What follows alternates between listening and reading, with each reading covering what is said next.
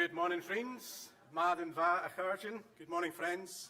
Welcome to our third National Intangible Cultural Heritage Conference today in Perth. My name's Steve Byrne. I'm the Chief Executive of TRACS, Traditional Arts and Culture Scotland. We're one of the 4 partner organisations in the ICH Scotland Partnership, alongside Museums, Galleries Scotland, Historic Environment Scotland and Creative Scotland.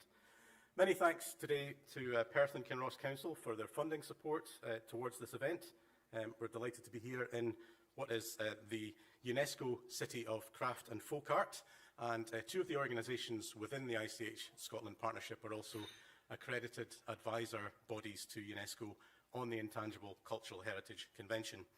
In a few moments we'll welcome Councillor Harvey to introduce us to Perth and what's going on here, and we'll have colleagues from Perth talking about that as well.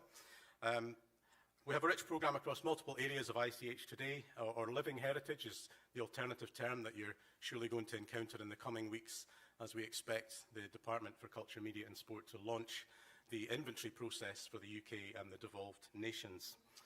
So, without further ado, in that spirit, I'm just going to introduce a video from Phil Foxwood, who is leading the ICH convention work at the UK Government.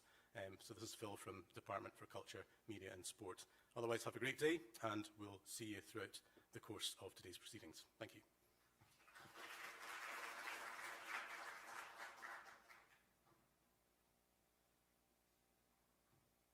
Good morning, everybody. My name is Phil, and together with my colleague August, who unfortunately can't be with you in person today, we are working on the implementation of the UNESCO 2003 Convention for the Safeguarding of the Intangible Cultural Heritage. I've been asked to give you a quick update on where things are, particularly regarding the inventories.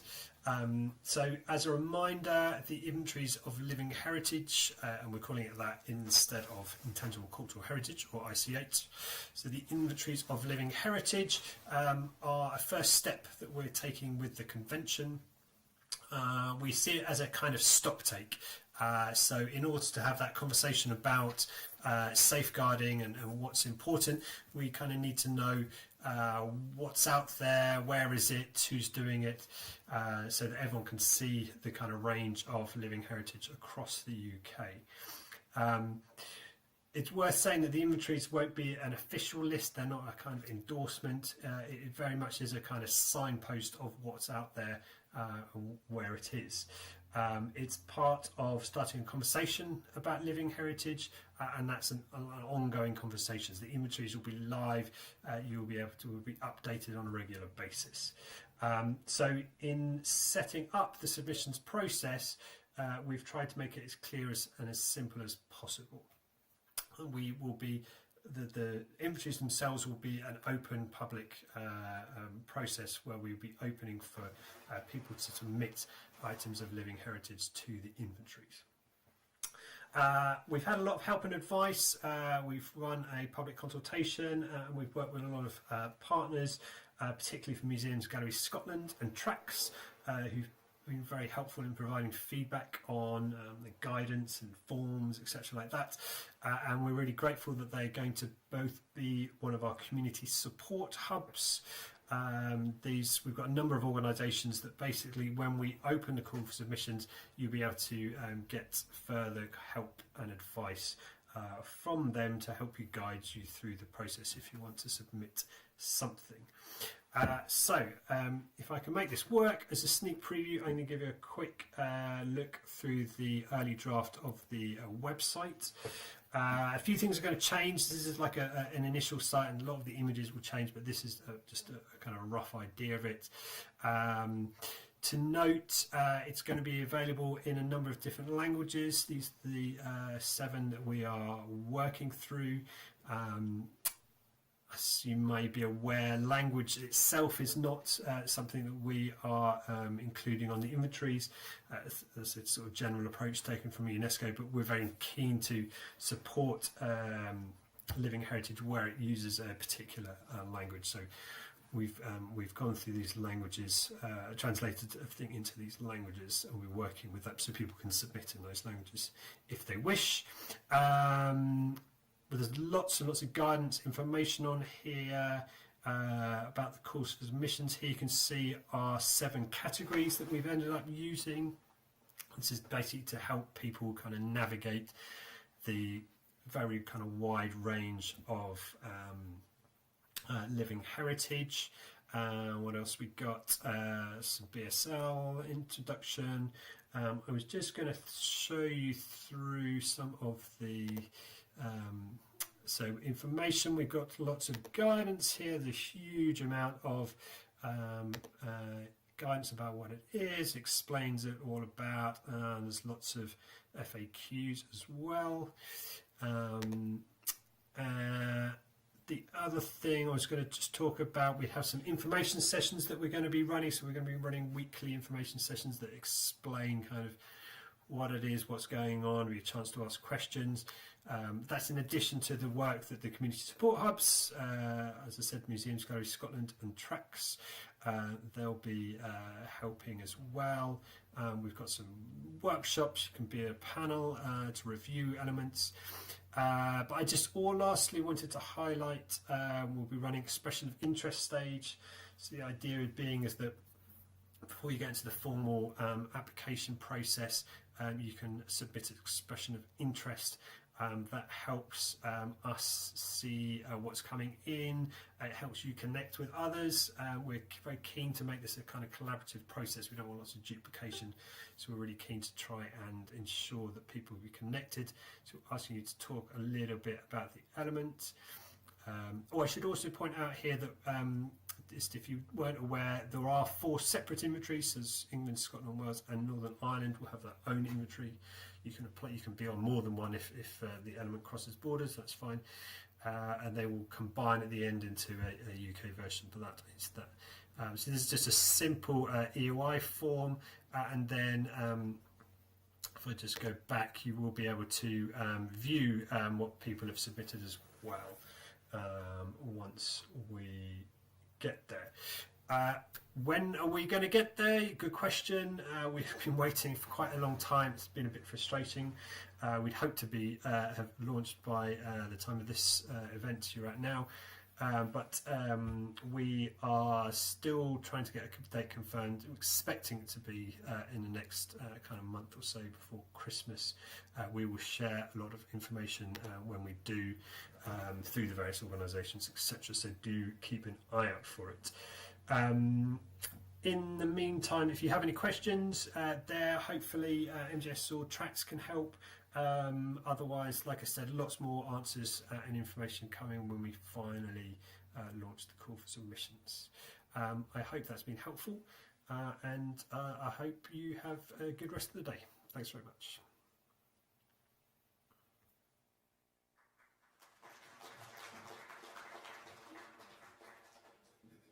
Martin Varhulled in here. So I'm Ben, I work at Historic Environment Scotland, and I have the pleasure of introducing our first keynote panel. I'm not going to say too much by way of introduction, but I think for those of you that have been to our conferences in the past couple of years, we've had keynotes kind of telling us about their work with intangible cultural heritage across different parts of the world. And the move from Burnham to Perth this year gave us a really good opportunity, though, to reflect a bit more on Scotland and what we're doing and to kind of showcase some of that practice. And Perth being the UNESCO City of Craft, that was, I thought, the really great opportunity for us to showcase the work that's been undertaken both in Perth and Perthshire. So that's why you're going to hear from Councillor Ken Harvey, Poppy Jarrett, and then Gary West, from all this great activity that's been underway here over the last few years. So that's really all I was going to say by way of introduction. Councillor Harvey will kind of introduce Perth and Perthshire, I think, a bit more than I can. So over to you, Councillor.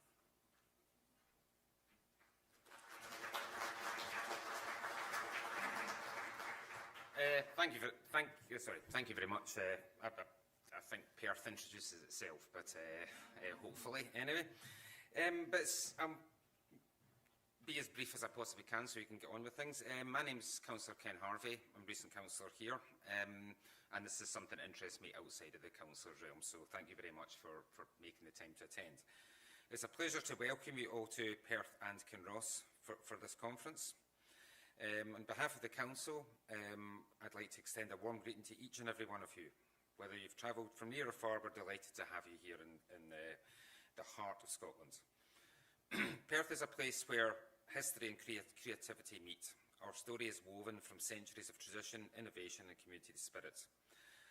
From ancient times to the present day, Perth and Kinross has played a key role in Scotland's civic life, and we are very proud to be recognised as a UNESCO City of Craft and Folk Art, a testament to the living heritage that continues to shape our identity. Intangible cultural heritage is the very core of what makes our communities vibrant and resilient. It's found in the stories we tell, the music we play, the crafts we make, and the customs we keep alive. As a council, it's that connection to our people which makes heritage such an important part of the future of Perth and Kinross, not just the past. As you probably have noticed already, our ambitions for Perth City Centre are rooted in celebrating our culture and history. We want Perth to be a place where creativity thrives, where our heritage is visible and accessible, and where everyone feels part of the story. Our cultural strategy sets out a vision to enable this. We're investing in all our cultural assets, not just for today, for generations to come. I hope you have the opportunity, if you haven't already, to visit the newly transformed Perth Museum, as well as the Art Gallery, which is now totally devoted to art. We're very, very proud in the city of these achievements. However, this would not be possible without the dedication of people like yourselves, the practitioners, researchers and advocates who champion living heritage in all its forms. This conference is a chance to share ideas, learn from one another and strengthen the partnerships. I don't need to tell you that. In a moment you hear from Poppy Jarrett, our UNESCO Programme Officer, who will share more about Perth's global recognition as a craft town and what it means for our community. I know that you'll find Poppy's insights inspiring. Outside of the sessions you'll take part in today, I encourage you also to take an opportunity to explore both Perth and the wider part of Perth and Kinross. Connect with our local makers and artists and experience our living heritage. Whether you're here to share your expertise, learn something new, or simply enjoy the company of fellow enthusiasts, I hope you leave with fresh ideas, new connections and a deeper appreciation for how we in Perth and Kinross play in the national and global story. Thanks again for joining us, and I'll hand over to Poppy. Thank you.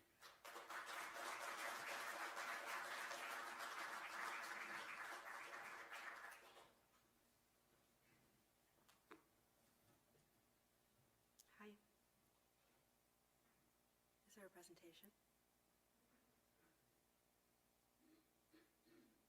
Great. Hi, my name is Poppy Jarrett. I'm the UNESCO Programme Officer delivering on Perth's UNESCO City of Craft and Folk Arts designation. This designation is delivered in collaboration between Perth and Kinross Council and the arm's-length cultural organisation Culture Perth and Kinross. I'm going to introduce you to the UNESCO Creative Cities Network, a few of our programme projects, and how we use the designation at a local level and as a member of an international network. Do I press this button? I do. The UNESCO Creative Cities Network was founded in 2004 with Edinburgh being the innovative city to propose the project to UNESCO and becoming the world's first ever UNESCO Creative City of Literature. In the 21 years since then, the network has grown to include 408 designated cities in the fields of design, craft and folk art, film, gastronomy, literature, media arts, music, and recently the field of architecture was added as well. The UNESCO designated creative cities are expected to use culture and creativity as a driver for sustainability at a local level and to be active and engaged in the UNESCO Creative Cities Network and UNESCO's wider cultural aims. We also work towards the UN Sustainable Development Goals. The designations are more than a badge of honour. They're a local commitment to a creative field at a global level. Perth is the UK's first and only UNESCO City of Craft and Folk Arts. Craft is an integral part of this area's history. Medieval Perth was a centre of craft production and trade, and by the early 1500s, Perth was known as a crafter's town.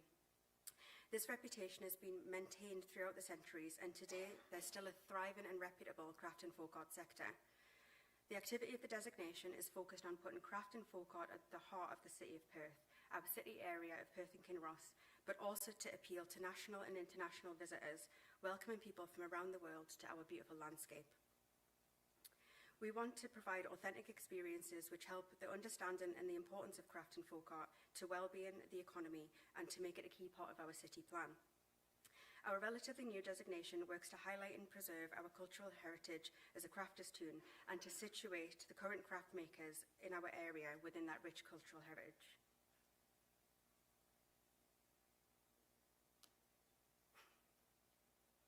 The three main priorities which steer the programming of our UNESCO City of Craft designation are to develop partnerships within the UNESCO Creative Cities network, to highlight and create opportunities for local makers in Perth and Kinross, and to strengthen connections between networks in our area. As well as having designation-specific priorities, as a mechanism of cultural programming within Perth and Kinross, the programme of activity also works towards our wider cultural strategies in culture, tourism and place agendas. I'd like to highlight three of our current projects which give you an insight into the kind of work that is delivered through Perth's UNESCO designation. These are our community assets, 2 Miles Squared and Make Room. Starting off with our community assets, we have a photography darkroom, a glass kiln and a ceramics kiln. These assets are housed at Perth Creative Exchange, our local artist studios, on a pay-for-what-you-use basis. There are 4 technical advisors on hand to assist with inductions and questions, and the aim is to increase access to craft making with facilities that usually have large financial barriers. We are also delivering introductory workshops which are subsidised, again to ensure that craft facilities and assets are as accessible as possible to our creative community and beyond. 2 Miles Squared is a project where we are working to create a wearable garment using resources and knowledge from 2 Miles Squared of our project partner, AK Bell Library, to prove that we have the ability, to prove that sustainable fashion is possible, and to celebrate the knowledge and resource that we have in our city centre. In collaboration with Plus Perth, a mental health charity, and local maker Shona Anderson, we have grown and harvested flax and are currently in the processing phase, looking forward to the design of the final piece. Make Room is an incubator for new and emerging makers to use as a retail unit for free for 3 to 4 months at a time. They can use it as a shop front, use it for exhibitions, workshops and events, and studio space, with the goal of new makers being more inclined to rent a more permanent space in our artist studios or to open their own creative retail space. During the short-term lets, makers are asked that the unit is open on Saturdays, that they create an inviting and engaging window display, and that they take up the opportunity over the course of their lease to meet with business support workers, artist studio representatives, and cultural organisations across the city and area to embed themselves in the city during their pop-up. As well as our project programme, we are also working to raise awareness to engage our communities in the UNESCO designation. On the 31st of July this year, we launched our website, so it's still pretty new, and we are looking to populate it with news stories, meet the maker interviews, and any opportunities for local makers. Now we've got the website, there's a real push to build an audience on social media and connect audiences to local craft news. We had a craft and noon session over the summer, which was a series of free craft workshops in community libraries and cultural venues, which have been followed up by the subsidised workshops for the community assets. It's also a great opportunity to give makers the tools and experience of running workshops if they haven't done so previously. This year we also rebranded the designation. UHI Perth's third-year visual communication students were given the option of the rebrand for their end-of-year project. The selected student was awarded a design stipend and a paid internship to roll out the branding across the designation's activity, and that's the branding there. In October 2024, we took a mini exhibition to Viljandi Heritage Festival, a fellow UNESCO City of Craft in Estonia. That exhibition was called Perth Print Process, and it was inspired by the collections at Perth Art Gallery and used Perth Idea Centre's cutting-edge technologies to combine heritage and contemporary craft into a process-driven exhibition, which has now been developed further and is currently on display in Perth Museum on the first floor. We are also looking into a supporter programme inspired by UNESCO City of Design Dundee. They have launched an unpaid supporter programme called Design Lives Here, where local businesses and designers nominate themselves and agree to a design charter. If they're selected, they receive a welcome pack with Design Lives Here paraphernalia and become official supporters of the designation, raising awareness more broadly and visibly in the city. We are working to use design-led processes to recreate the initiative in Perth using Dundee's learnings and methods.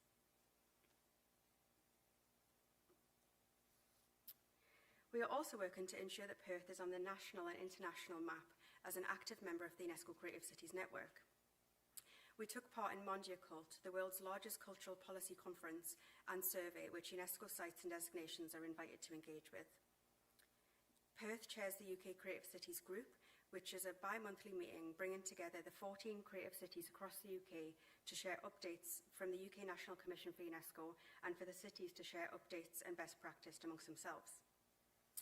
This year, in March, Perth hosted members of the UK National Commission for UNESCO and the Scotland-based UNESCO sites in Perth for a day of networking, collaboration and workshops called Local to Global. A great way to raise awareness about the designation is to attend events where audiences are already engaged, such as this one. Last week, Perth was represented at the 15th iteration of Aesthetica Short Film Festival. As part of the extensive programme of the conference, there's a conference called Reignite, which is supported by York's UNESCO City of Media Arts designation.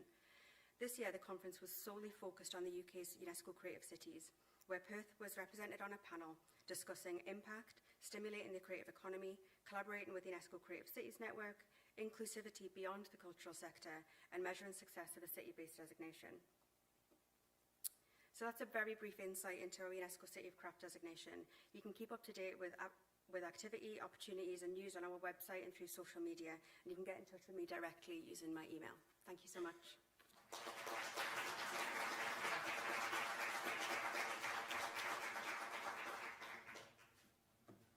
Thank you, Poppy. Clearly lots of fascinating stuff going on here in the city of Perth. My name is Gary West, and I'd like to thank you for the invitation to come and basically share a few thoughts over the next little while, play a little bit of music perhaps. As someone who's a Perthshire laddie, myself, born in Aberfeldy, brought up in Pitlochry, I still say I'm from Perthshire, even although I've lived in Edinburgh for a long time now. I still think of this as home, and I suppose I've spent my career either performing or researching or indeed teaching intangible cultural heritage, even although we didn't call it that. The degree I taught at the University of Edinburgh for nearly 30 years, I suppose, was called ethnology, Scottish ethnology, just to throw in another complicated term. I was just saying to somebody downstairs, ICH, usually when you use acronyms and people don't know what you mean, once you tell them what it stands for, they understand. With this, it only gets worse. Intangible cultural heritage. But I guess like most of you, I suspect, or probably all of you, if we think about it, I was familiar with ICH, Intangible Cultural Heritage, long before I ever heard the phrase, or indeed had heard or certainly knew the meaning of any of its constituent words. Certainly intangible, I had no idea what that meant, or even cultural or heritage. When I was young, it was just what we did, I guess. It was just part of life. It was just stuff embedded in our lives, our daily lives, our weekly lives, or our annual cycle of life, for that matter. But, well, what we did rather than what we had, I suppose that's one of the key things. Although, as we'll see, well, as we've already seen this morning, and as we'll hear, no doubt, as we go through the day, the distinction is a complicated one between the things and the doing. We've talked about crafts. We've got people here. I'm sitting beside a chap here who's a thatcher. So I think the distinction between tangible and intangible is, of course, a false distinction. But we are where we are. And a lot of you, I suspect, who are maybe museum curators or people working in the actual sector, you're very familiar with that. You perhaps work through objects, but increasingly the intangible connections of the objects are coming more to the fore as well, which is a wonderful thing. It's quite an interesting exercise, and I used to do this with students, to ask people to think back to your childhood, or any part of your life for that matter. But let's go with childhood for now, and think, what were the things that we used to do that we might put forward to this inventory? We might put forward as a suggestion, maybe with a question mark to it. Is this intangible cultural heritage? Was that thing we used to do or still do? And of course, that's an important part, the living culture. And I'll talk about maybe some of the issues involved in that as we go through the next little while as well. I'm sure they'll come out as the day goes on. What counts as living? For me, looking back at my early childhood, I grew up in Pitlochry, somewhat 24 miles north of here. One of my earliest memories is demanding every Monday night in the summer to be taken down the main street to watch and listen to this amazing thing called the pipe band. And I was just hooked from an very early age. I'm told about 2 or 3. I don't even remember that. And I've never got rid of being hooked, I have to say. It's become a big part of my life. But I remember very distinctly the sound, the vision, the vibrancy. That was definitely intangible and tangible coming together in one vision, one sound. And in my memory, it's a very, very powerful one. And I ended up joining that pipe band. The pipe band was the Vale of Atholl, which at that time, so this would be the late 1960s, it was still a community band, didn't compete, didn't make albums, it did all of these things later. It ended up, I'm delighted to say, helping to put Perthshire on the international map musically, because that pipe band ended up being one of the, well, certainly by the late 1980s, one of the top 3 pipe bands in the world, and it was a leader, an innovator musically. And it was a lovely journey to be part of that. But my memories are not the competitions, they're just this spectacle of sound and vision when I was tiny. So I would certainly throw that into the ring as, yeah, the pipe band tradition of Scotland and well beyond. The beyond, of course, raises other questions when we're talking about, as we've seen already, things having to be in a nation. We'll maybe come back to that.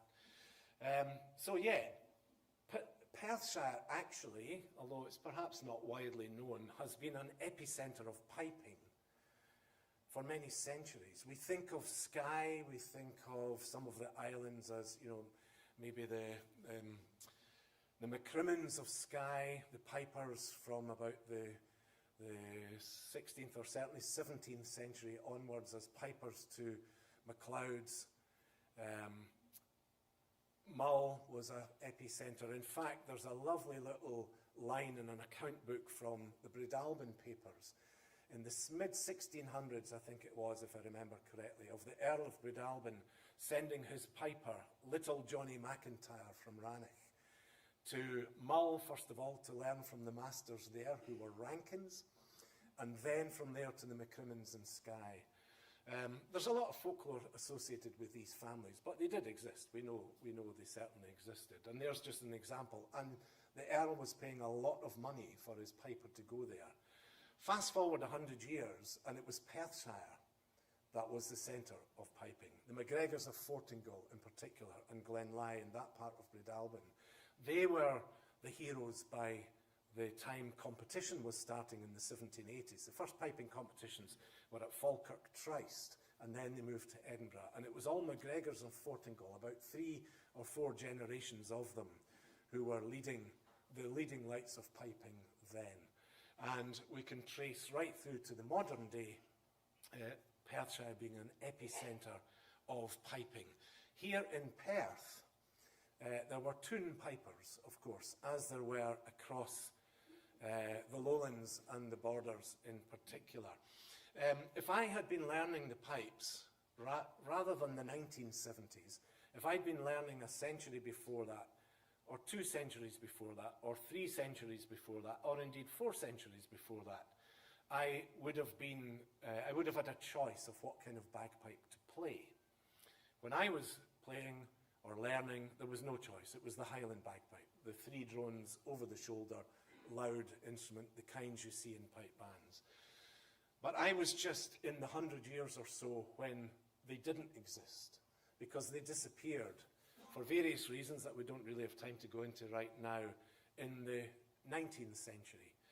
Possibly the Borough Reform Acts of 1832 were a big part to do with it, because there were the town pipers who were paid for by the towns. They got a uniform, they got a house, a small stipend. They would march through the town in the morning and at night, play at civic functions. Probably if we'd been standing here 200 years ago, the town piper might have started proceedings for you.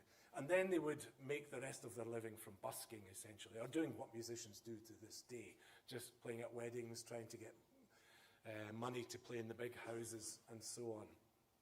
We know who some of these people were. I've got a note of them here somewhere. I think the first one we know of was 1533, the Treasurer's Accounts of Perth in 1533.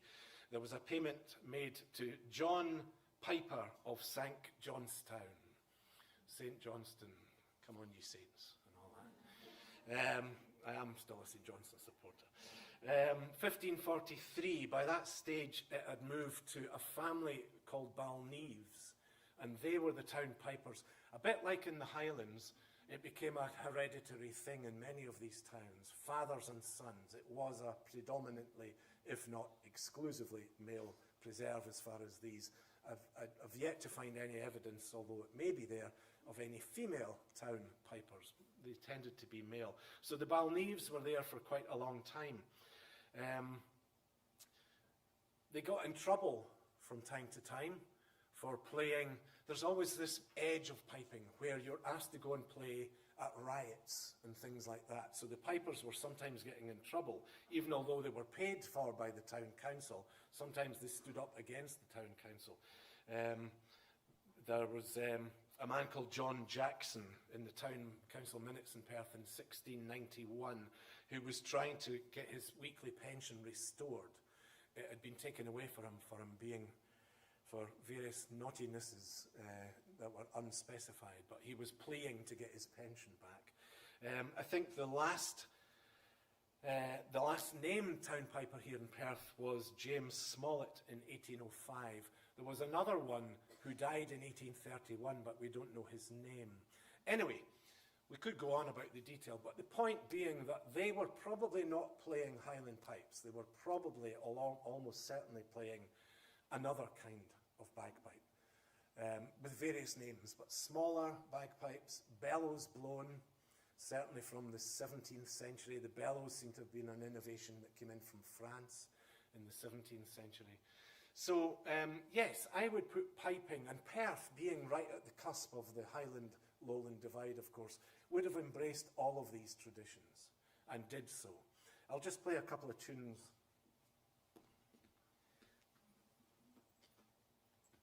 I was asked to play some music, so I'll give you a couple of tunes on the small pipes, which are indeed driven by bellows. I was just chatting earlier to the interpreters here, and I was saying for these ones, because the sign for bagpipes is that, but for these ones you're going to have to do that, both elbows. Maybe have we invented a new term in BSL here today for bellows bagpipes? I don't know. Maybe that would be nice. They have been, the reason I can play them now, or anyone can play them now, is because they've been revived since the 1980s. They disappeared, as I said, through the 19th century. Probably the Borough Reform Act helped, or the opposite of helped speed up the disappearance. Because in the Borough Reform Acts, for the first time, town councils had legally, they had to supply fresh water, sewage, and so on. And when times are hard, the arts suffer. 'Tis always thus, and always has been thus. So perhaps they couldn't afford, and certainly in Perth, as I said, 1832 is the last one, or 1831. You see that happening right across the lowlands. The town pipers disappearing. By the turn of the 20th century, we'd forgotten really they ever existed. One or two sets found their way into museums, and a group of people in the 1980s went, oh, wait a minute, what's that all about? Did the measurements, kick-started the Lowland and Border Pipers Society, kick-started the revival, which has been a very successful one. But it does raise interesting questions about ICH. What's the role of revivalism in any given tradition? Very few traditions, if you think about it, have a continued progress that runs smoothly. There's ebbs and flows, there's peaks and troughs in many traditions, and sometimes it just disappears altogether, as it did with this instrument. And if you have to deliberately bring something back in order to tick the box of living culture, does that give it any lesser status? So that would be interesting to see if, let's say, we put forward some aspect of Highland piping for recognition and some aspect of bellows piping in the same application, shall we say, and I shall be doing this. Is there any hierarchy because something has had a break in its tradition? I hope not, and I think not. So these are smaller pipes. They're called Scottish small pipes. And I'll just play some Perthshire tunes, maybe just to let you hear them.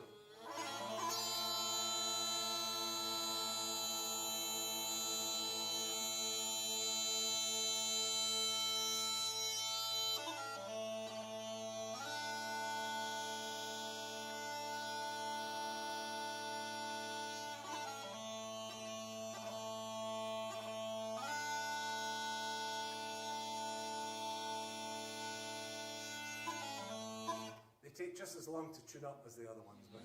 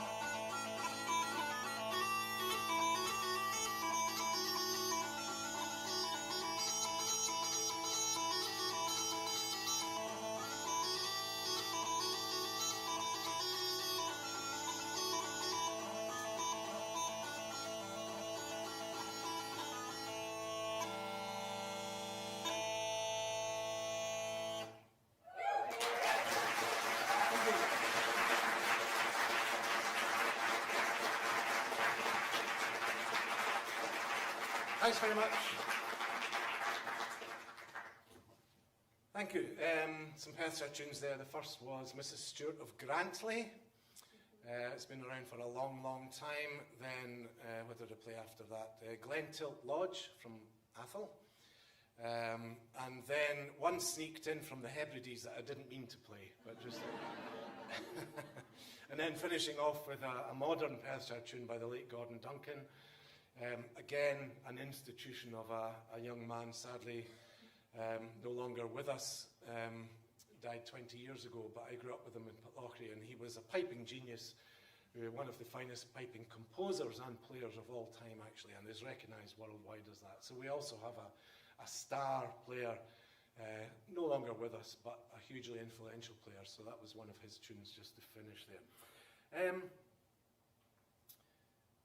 So, yeah, piping in all its forms. Pibroch in particular, the classical music of the pipes, which was, again, Perthshire was a key part of the development of that through this kind of second half of the life of Pibroch, the so-called classical music of the pipes. So piping in its various forms I would put forward into my, I don't know what the opposite of Room 101 is, but it's the ICH here. What about this? Looking back at childhood, what else? Well, the other thing, I must have been a demanding child, because the other thing I demanded on a daily basis was to get my records on. And my records they weren't mine at all, they were sort of family heirlooms, but they were in this kind of red, orangey vinyl little, I don't know what you would call it, little folder with inserts. And inside the inserts were these magic black discs, 45s, looking back probably by companies like Beltona and HMV and so on. I'm not sure. They're long gone.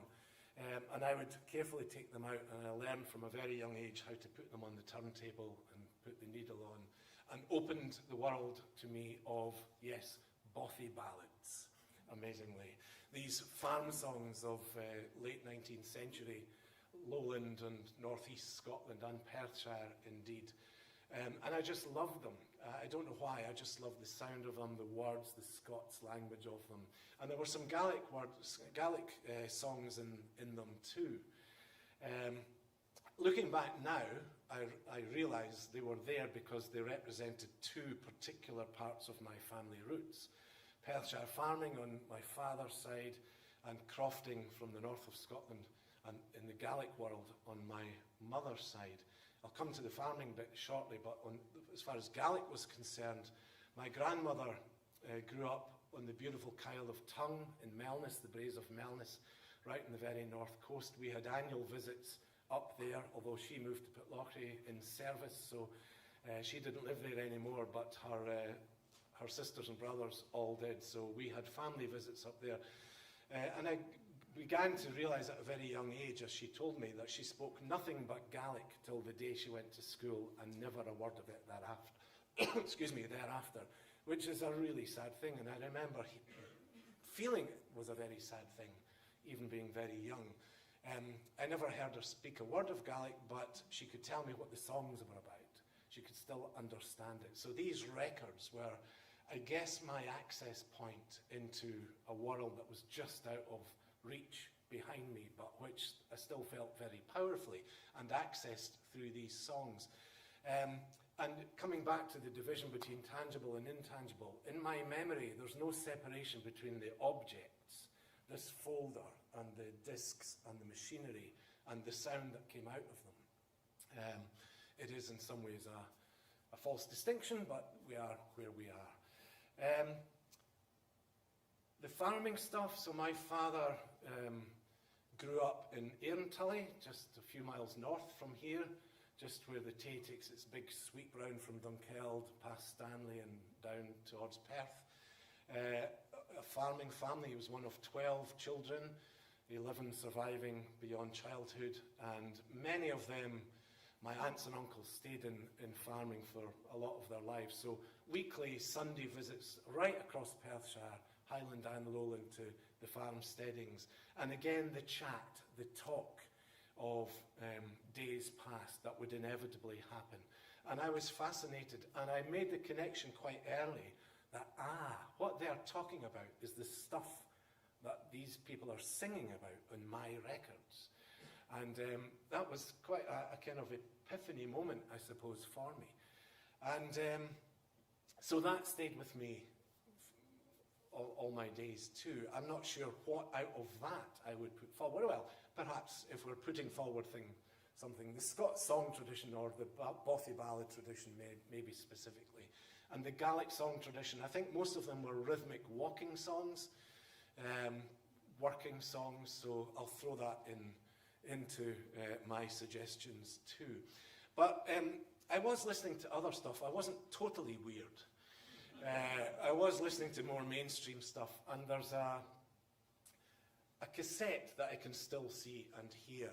It must have been the early 1970s when, certainly when my mum and dad must have got their first cassette machine, playback machine.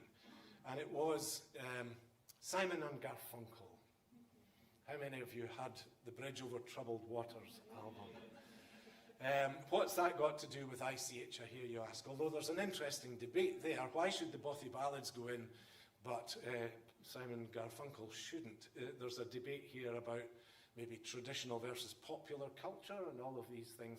But I mention it partly because, just to show you that I'm not totally weird, but also that I contend if it wasn't for that album, we would not be here talking about ICH today. And there's a lot of folklore about this, and this story, which you may have been told before or read about before, but I'll tell you it anyway because I find it fascinating. It's become a bit blurred around the edges. It's become almost a bit of ICH in its own right, the story of the beginnings of UNESCO and the whole ICH project. 1972, as you're probably aware, the World Heritage Convention was set up by UNESCO, what gives us World Heritage sites to this day, so it has to be either natural heritage or cultural heritage, which is essentially built heritage. But in 1973, a letter was sent to the head of UNESCO from the Ministry of Foreign Affairs. Do you know this story? Am I teaching my granny to suck eggs here? The minister from the Republic of Bolivia to the head of UNESCO.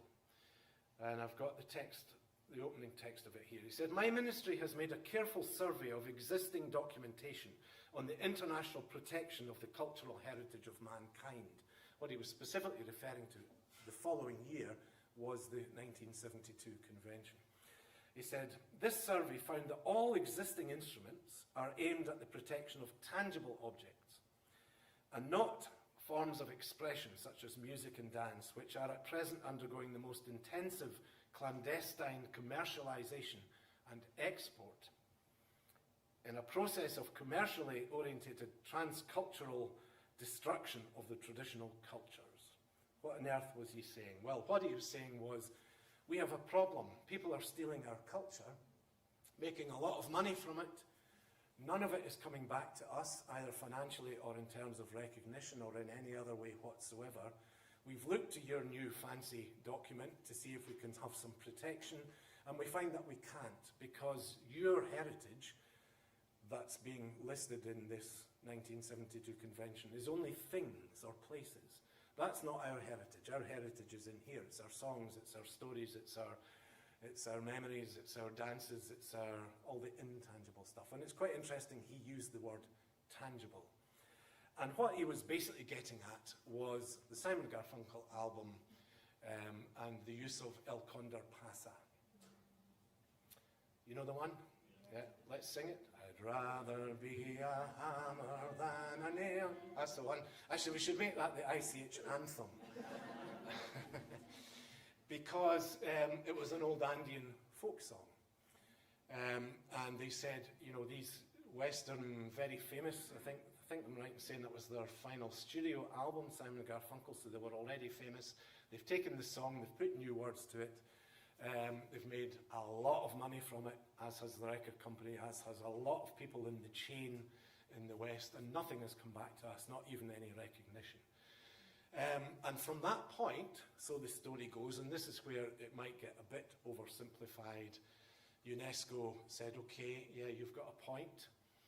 And so began, and other countries came in and said, yes, actually this is happening to us too in various ways. And so started the very long process to 2003 of eventual recognition for the intangible stuff.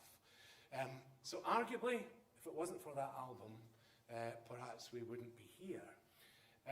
The story wasn't as simple as that, however, because Peru also claimed the song, as did some other places. As it turned out, a Peruvian folklorist, Daniel Robel, I think his name was, and composer, had copyrighted the song in the US in 1933. He was able to successfully sue Paul Simon, actually. Well, they had an out-of-court settlement. And so that really does show right from the start the difficulty of intangible belonging to one nation. That's problematic, and continues to be problematic. Interesting, the chap in the video at the start did say it can be more than one nation, it doesn't matter. But it matters up to a point, because who owns intangible cultural heritage? How are we doing for time? Yeah. Anyway, so that's a little bit of an aside, but back to my list, I guess. So, Perthshire, piping, and well, on that point perhaps about who owns something, there are certainly traditions that I remember from my childhood in Perthshire that wouldn't have been specific to either my family or my place, or Perthshire for that matter. Let's take Hogmanay as one example. I very distinctly remember, and I must have been old enough to stay up till midnight. I was probably sent to bed immediately after that. I remember my mother getting up at midnight, opening the back door, and then going through and opening the front door. Did anyone else do this? Yeah, and I said, "What are you doing?" And she said, "Well, I'm letting the old year out the back, and I'm letting the new year in the front." And that stuck with me, and then made me think, okay, some of these other traditions that are cyclical, that are every year. Halloween would be another one, going guising, all of that. So where do the traditions that are not just pan-county, but international, or ones, again, the living tradition thing, ones that were here but then weren't any longer. If you drive north up the A9, you're only about 10 minutes up the road and you'll see a sign for Tullybelton. Anyone from Tullybelton? You'll see the sign, and it now even more obviously has its meaning on the post, because there's now a Gaelic version of it on the new signs, because it's on the new stretch of road there. Tullygavjeltin. And that was Beltane Hill, Tullybelton, the Beltane Hill. And what happened in Tullybelton has happened right across the county and elsewhere. At Beltane, so the beginning of the summer quarter of the old Celtic year, they would all get together, build a communal fire on that hill with a gap between it to drive the cattle through, to seine them, to protect them. And then I find this very powerful. It was never the done thing to let your hearth go out in your home. At night you just put something across it, you smeared it in Scots. To make sure that it didn't go out, so you could rekindle it in the morning. So your hearth, the heart of your home, never went out, except for certain times of years when you deliberately extinguished it, Beltane being one of them. And everyone would extinguish their fire, go to Beltane Hill in Tullybelton or wherever else, and they would all relight a torch from that fire, take it home, and relight their hearth from this communal fire. And that's a very powerful symbol of togetherness. People of one fire, if you like. And you would measure which community you belong to by which fire you took your fire from. And even more powerfully, in a negative sense, there's lots of evidence that the people, whether it's towns or villages, might get together and say, so-and-so has been very bad this year. They're not playing the game of community spirit, and they ban them from taking of that fire. And it was called Chain Aiken in Gaelic, forced fire, quite literally. It was still happening in Rannoch in the early 20th century, certainly. But certainly I don't remember any Beltane fires when I was growing up. But they're back. There's a big one in Edinburgh now. Another example of revivalism.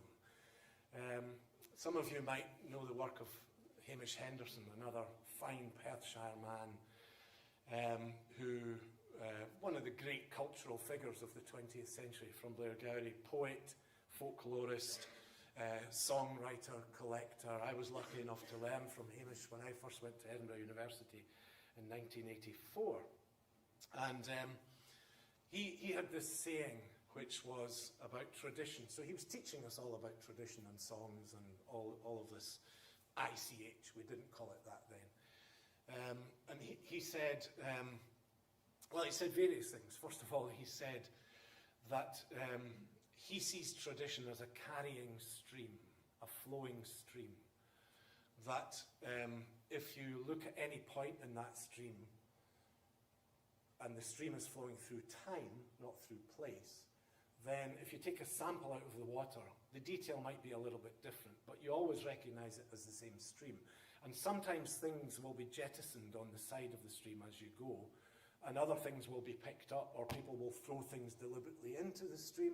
So his point was tradition doesn't stay static, it changes. Sometimes people come and try and dam the stream, of course, stop it altogether, or do a major diversion or whatever. You can take the metaphor as far as you like, really. But the point being, it's not a static pool, it's not a loch, it's flowing.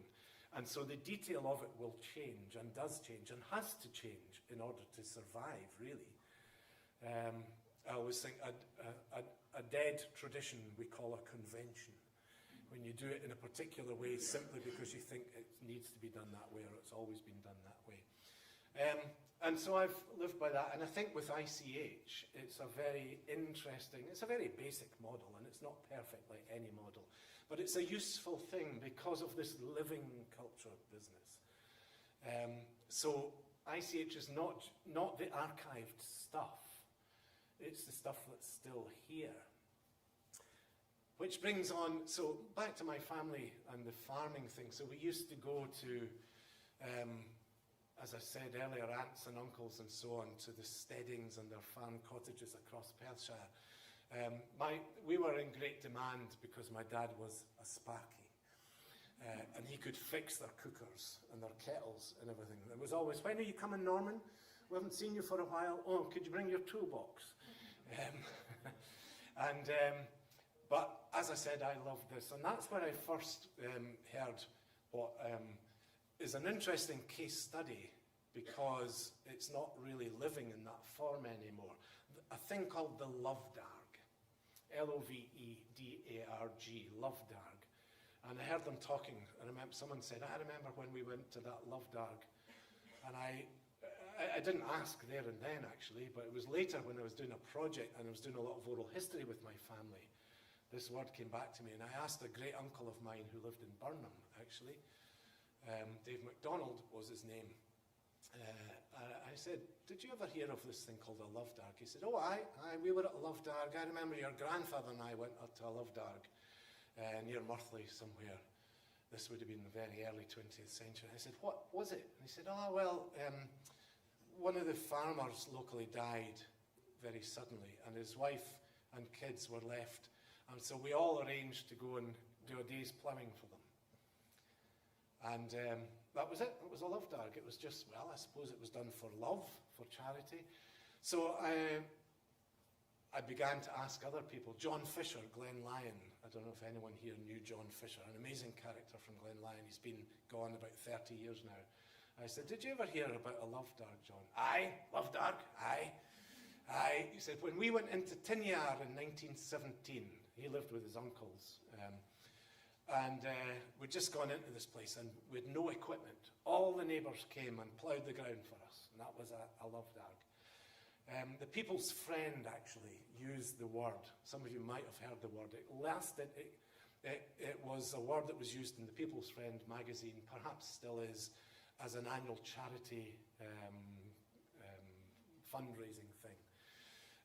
And myself and Steve and Mary McFadgen, who's speaking a bit later, we were involved in a project a couple of years ago called the Dandelion Project. And we were working with kids a lot and doing teaching materials about ICH and other things for kids. And we used the Lovedarg as a kind of sort of catch, kind of centre point to get people to think about what happens in that spirit nowadays in communities, even if it's not people ploughing.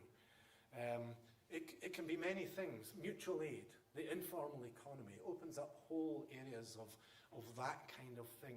Which brings me on, I suppose, just towards the end of my time here, to some of the questions about, well, I call them the so what questions. There was a professor at Edinburgh quite early on who said to me when I was doing some research, you have to be able to answer the so what question. When people, either other scholars or just people in the pub, ask what you're doing, and you'll tell them, they'll go, well, that's very interesting, but so what? What's it for?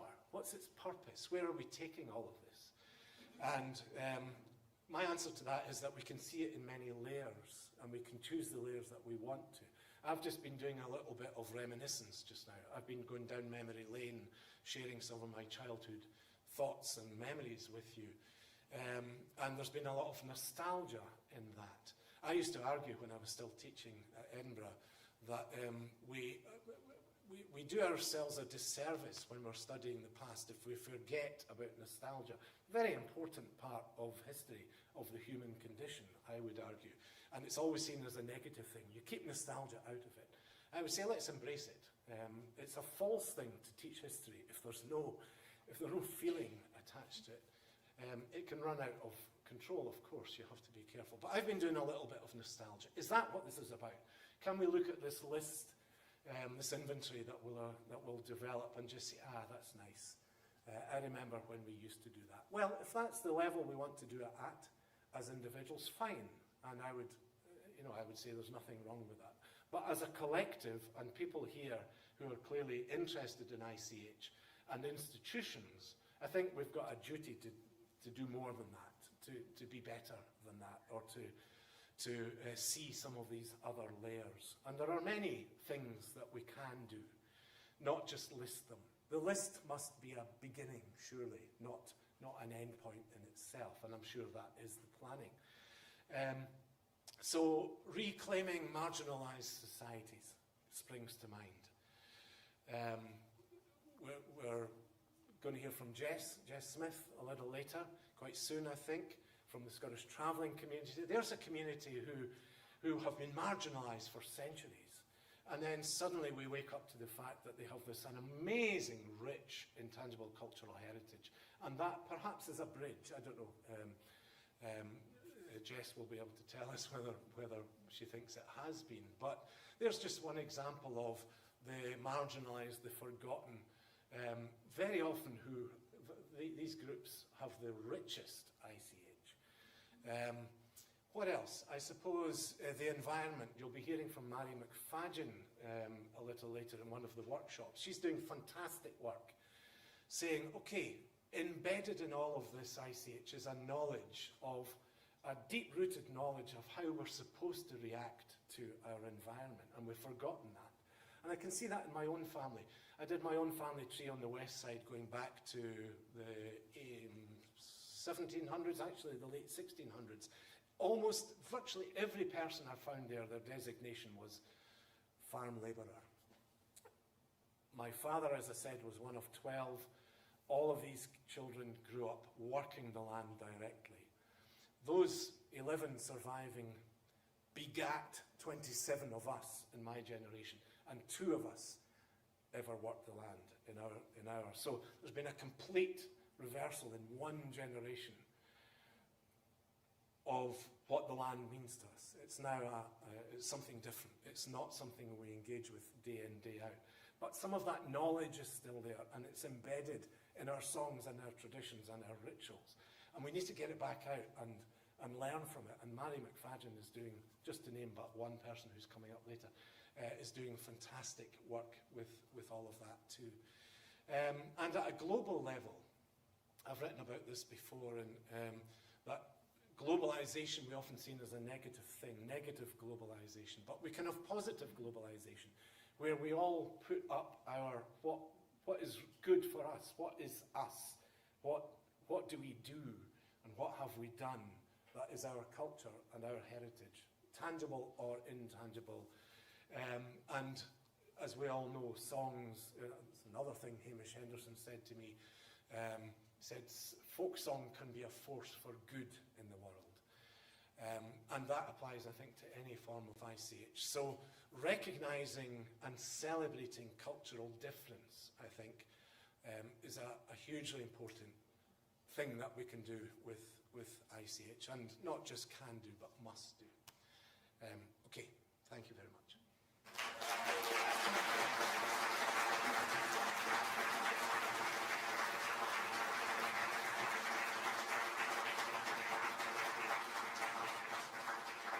I wasn't sure if I was to leave any time for questions, but have I? We have time for about 1 or 2 questions, Okay. I think. So if you've got a question for Gary or for Poppy, We'll take one or two, and then you guys in the room can catch either person over the break or over lunch. We do have folks online, so if they have questions, if we don't get to them, we'll take them and we'll put them to the guys, and we'll maybe put stuff around afterwards. So yeah, in the interest of time, if anybody has a question, ask it, and we'll go from there. No, good. No. Well, just want to thank all three of our speakers. I thought that was absolutely fascinating, fantastic, just to get that sense of all that activity that's underway at this regional level, all that history, that heritage there, from family, from region. And I think, Gary, in terms of the placing of that within that bigger picture, within that wider context, was absolutely perfect to set up the rest of today. So we've got 30 minutes now for a break, so that's the time just to get tea and coffee, get chatting to each other. We do have a number of exhibitors. Many of you will have seen them, met them already. But if you have a look at, if you haven't had a chance to have those conversations, see those stalls, they'll be downstairs alongside the tea and coffee.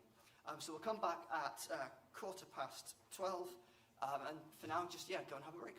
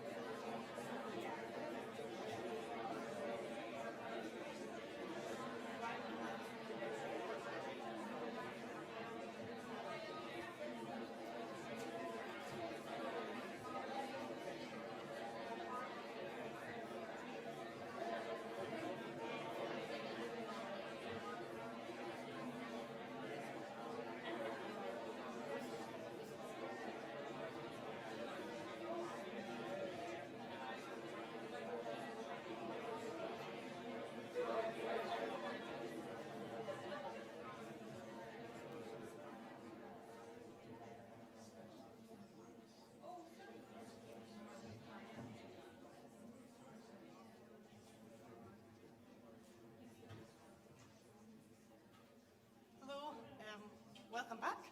I hope we've had a good chance to get a good chat. Lots to think about already, and we've only had a couple of speakers so far. I'm Katrina Hawksworth. I'm Traditional Arts Officer at Creative Scotland, one of the partners that have put on today's event. Our next session is hearing from practitioners, the people who are out there and using and making, creating Ice Age in their everyday lives. So we'll have Marion Foster speaking on kilt making. Pat Ballantyne on traditional dance is going to join us. She's in the Netherlands, but we'll have her coming on the screen. And then we've got Quiney, Josie Valley, on traditional song, and Jess Smith on storytelling, singing, traveller traditions. So I'll let them all kind of introduce themselves as they come on. So first of all, this is Marion.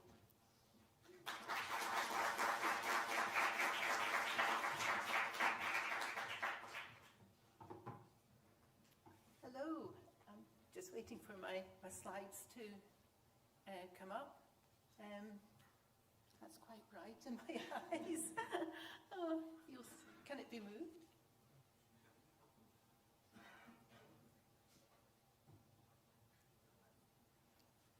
Is this one up here? Oh, okay. I'm Marion Foster.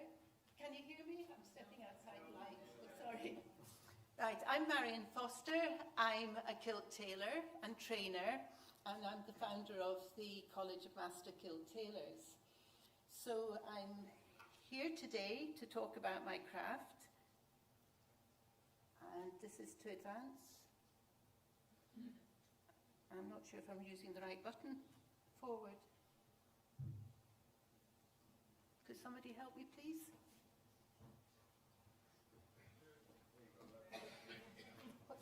Oh, it's just slow. Okay, no, that's gone too far now. Yes, there we are. There's my first one. So I can do that. Right. So the kilt is amongst the most commanding, romantic and spectacular of all the symbols of Scotland, a much-loved, recognised national treasure. And it is tangible. And it's tangible because it's an object, it's an item that is much valued by the nation. And when it comes to an intangible value, it is the craft and the practitioner themselves, and that's me and the craft of kilt tailoring. So in Japan, the Japanese culture for centuries has always valued their craftsmen and their craft, and they call them living national treasures, and they take care and value them. UNESCO has picked up on this, and they call these people living human treasures. And Europe and other countries are doing this too. And it would be wonderful if the UK could actually start to value its living human treasures. Maybe that's something that can come out of the conference here with a bit of, exposure. So about the kilt itself, the evolution of the kilt, it's identified as being associated with Scotland, but actually it really belongs to the Celtic heritage. And we've got the Irish, and we've got the Welsh, and the Cornish, and Breton in France. And today, they still value their own tartans and wearing the kilt. So the first tailored kilt, the first stitch kilt, was actually brought on by the British Army away in the early 1700s. And then in the early 1800s, it was revived because it sort of disappeared in the middle 1700s after Culloden, and the Highlanders weren't allowed to wear their tartan. But Sir Walter Scott romanticised and revised the kilt, and he brought King George IV up to Edinburgh. And King George IV was a corpulent man, and they made him a kilt to wear as he came off his ship in Leith. So the kilt was rather small on him and short, so they made him wear pink tights as well. But it didn't put people off. It became very, very popular and fashionable. And following on from that was Queen Victoria and Prince Albert. They really popularised tartan and the kilt and the Scottish identity. So in the 20th century, early on, it was still a sort of formal attire, you know, weddings, funerals, but later on in the 20th century, we're walking up hills in the kilt. We're going to rugby matches. We love wearing the kilt. It gives you freedom. It's a beautiful thing to wear, and it really makes you feel very proud and stand tall. So here again, it is cherished worldwide by the Scottish diaspora. Most of my students are from Canada, Australia, USA, New Zealand. I've got one in Sweden, but they cherish their Scottish heritage and they look after it. So this one here, we heard Poppy's speech this morning. She, when Perth applied to have this status, they chose four artists from the Perthshire Open Studios, and I was one of those artists. And so this is the photographs they took of me and my craft to front their application to become that UNESCO city. And I love this picture, even though it's got my mush on it, but it does really demonstrate the beauty of the tartan. They went to cloth there, and I actually was a billboard girl in Debenhams in Perth, I discovered, when we were opening the museum. So I thought it wouldn't be long until they put some glasses and boobs on me, but it survived, apparently. I wondered how you do it.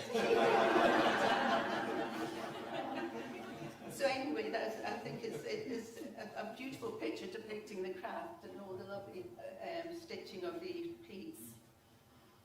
So as a heritage craft, well, Heritage Craft is an organisation that is looking after, you know, our heritage craft, and they have an endangered list, and they put the kilt on the endangered list. And this year, this is the figures for their, you know, for the numbers, and you can see from the gist there that there's not many, but I do wonder how many are able to really get their main income from just creating the kilt. I'm wondering if the main income is a bit more than that with other businesses that's been around it. So it'll be interesting to drill down in these figures a bit more and know what's behind it. And the reason you must wonder, why are there so few figures when there is such a huge global demand? It's popular and loved all over the world. So why is the kilt making an endangered craft? And it's because really the kilt maker who's supplying the shops does not get paid much for it. The days of pin money is disappearing. You know, it topped up the housekeeping. Nowadays, you know, young people want to earn a living. They want to have a mortgage. They want to get their hair done, etc. So it's not really a desirable career to have at the moment, and they're paid so little from the shops. So here we have, I think the slide's a wee bit big here, is it rolling up? Anyway, there is a bit at the bottom in the slide there. There's different ways of making the kilt. We have manufacturers where they have machines doing it, and they've got machines to make sure it's pattern matching.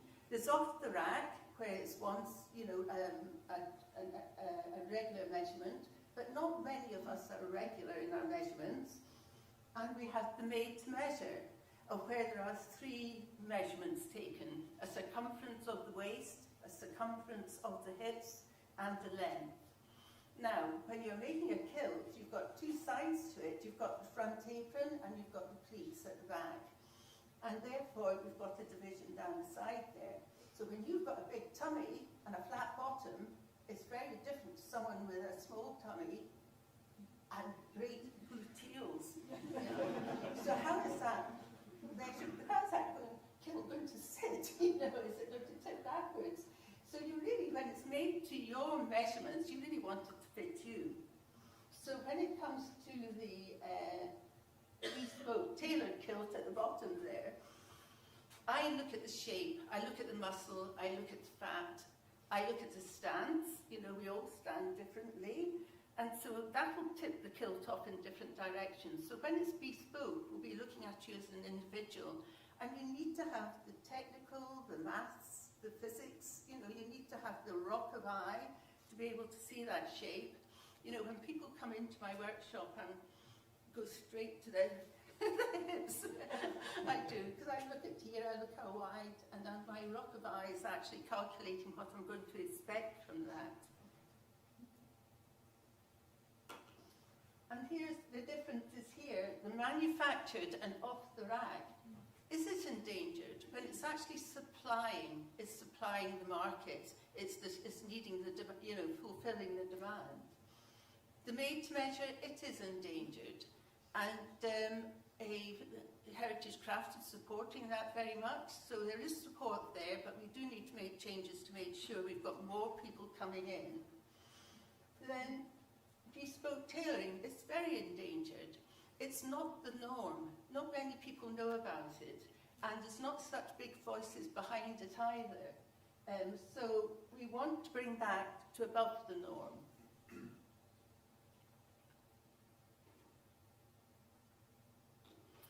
Now here, this is my vision. And this gentleman here, Professor Ramroop, when I was trying to see how we can increase the awareness of bespoke tailoring, because that must have been about 20 to 30 years ago, the military outsourced their kilts to the manufacturers. And at that time, a gentleman, he was a tailor in the Gordon Highlanders, he knew that when it went into the manufacturers, more than 2 centuries of knowledge and nuances was going to disappear.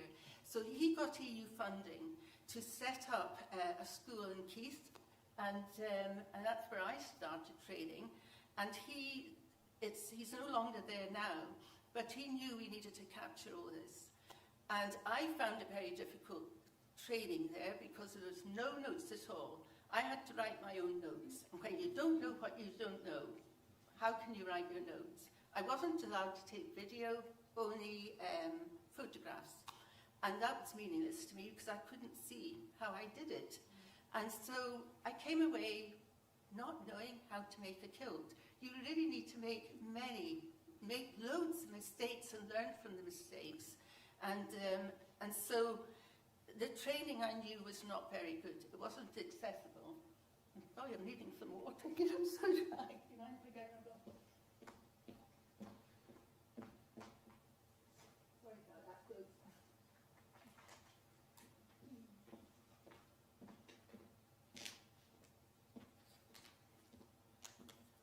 So that's better. So anyway, so I knew the training had to change, but how could it change? And when they were sort of supporting more of the made-to-measure and the quicker way of making kilts, because I take 9 days to hand stitch and create a kilt. If you're doing it for the different market, you can make them in a day and a half, 2 days. And so when they felt that they were the same process because they're both hand-stitched, I was a bit disturbed about that. So I wrote, and Professor Ramroop phoned me, and he gave me great support in saying, no, it is important to look and keep that skill set alive. There is a skill set, there's a huge amount of technical ability within tailoring. And so with his support and encouragement, my vision started to go forward. And I have here, I wanted the training to be accessible and affordable. It's not accessible because if you have to be there at the time, you've got to travel, you've got to get accommodation, you've got to take time off work, and you need to keep going. It's like an apprenticeship. You really have to be there often and soon after the last one. And it costs money.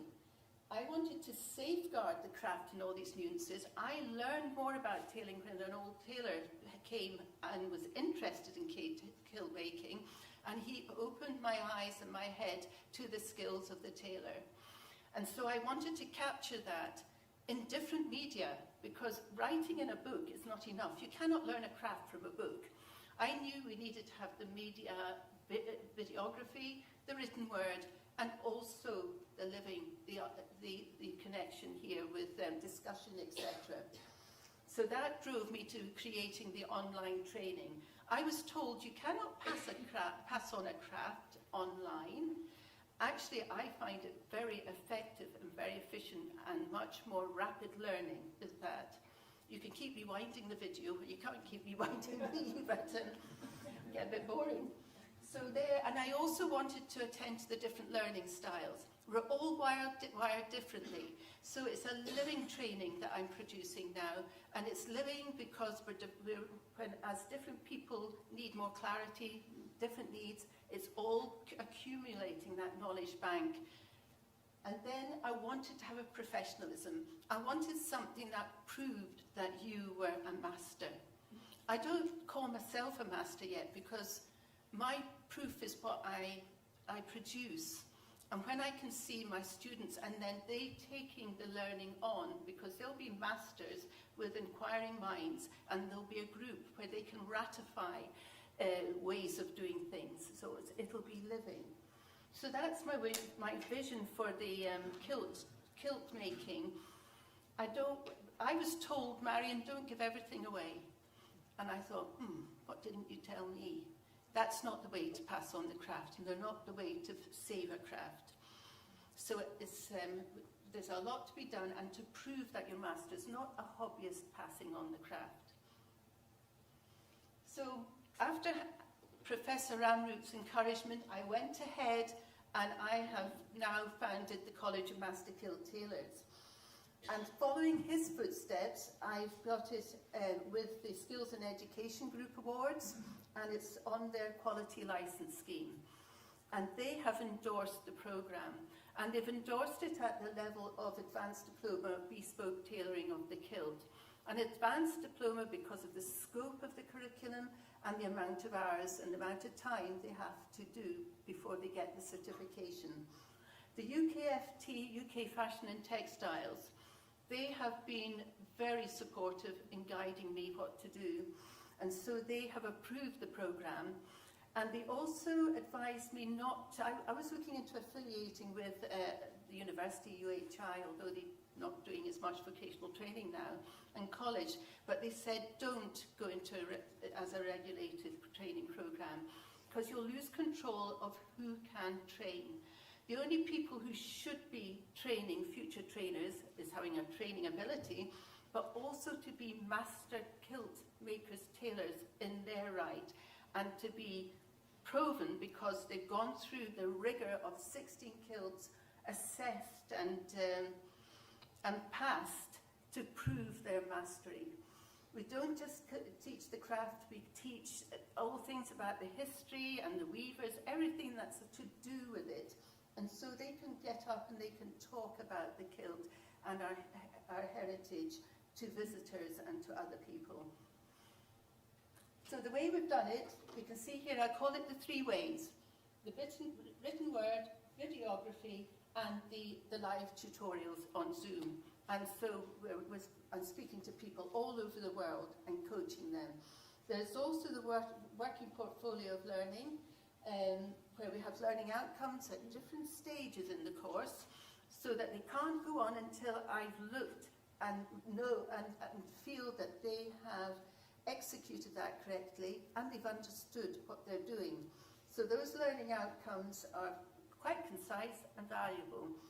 And then at the end of that kilt is a very, very good kilt, and with a great depth of understanding as well. And then we have, the formative feedback and summative feedback too. So I'm just going to show you some pictures of kilts, of what we're aiming for. You can see the lovely side view there of the fringe edge going straight down. Gravity takes it straight down. So if you've got your big tummy and your flat bottom, it's not going to go straight down as a person with the good abs and big bottoms, This, and you can see it going nicely into the small of the back. And so those pleats have been tapered in beautifully to that shape.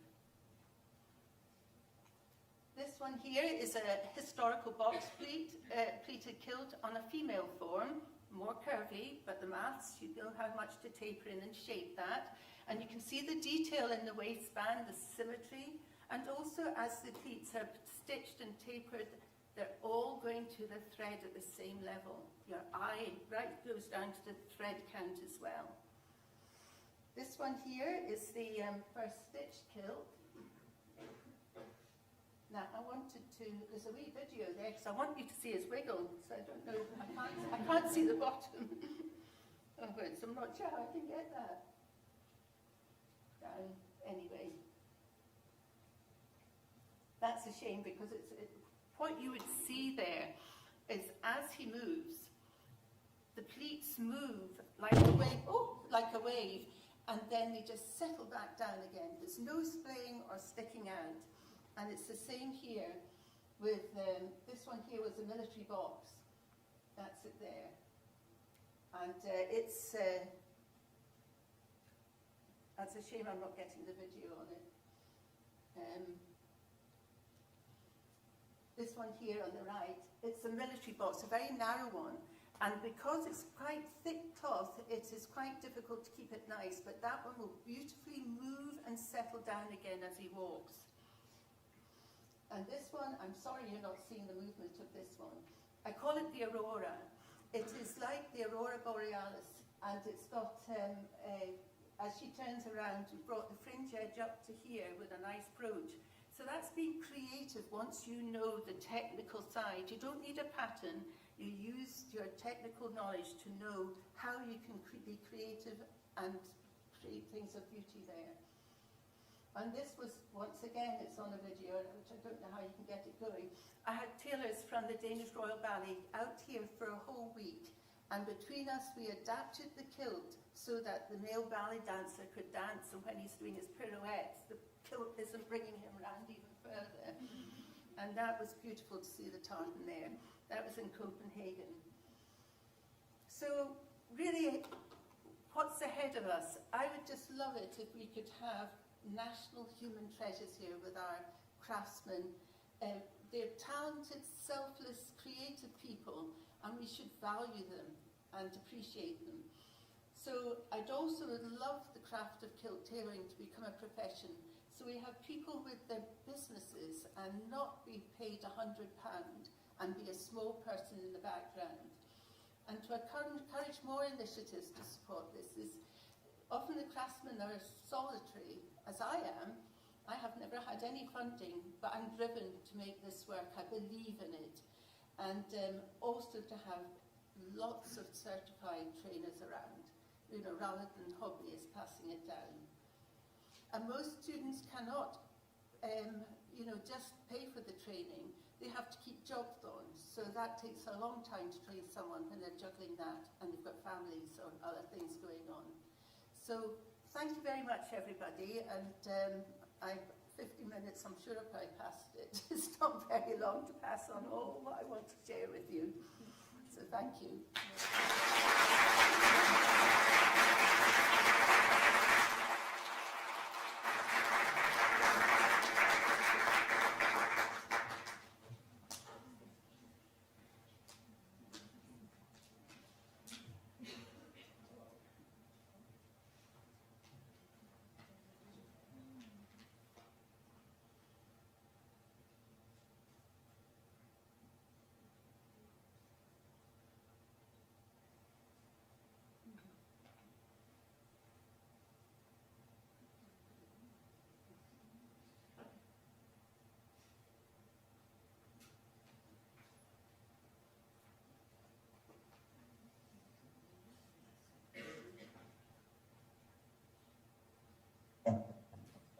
Yeah.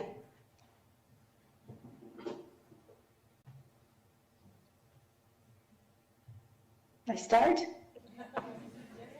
Okay. Hello, everybody. This is a very strange experience talking from a screen. I'd much rather be there in person. I'm Pat Valentine, and I'm going to talk about Scottish dance. And I'm going to particularly look at the background to the four main types of Scottish dance, traditional dance, and I'll consider how they connect and how they share a long history, and try and explain why they're all important aspects of Scottish intangible cultural heritage that all deserve to be celebrated. I'm just going to try and share my screen so that you can look at the pictures instead of at me.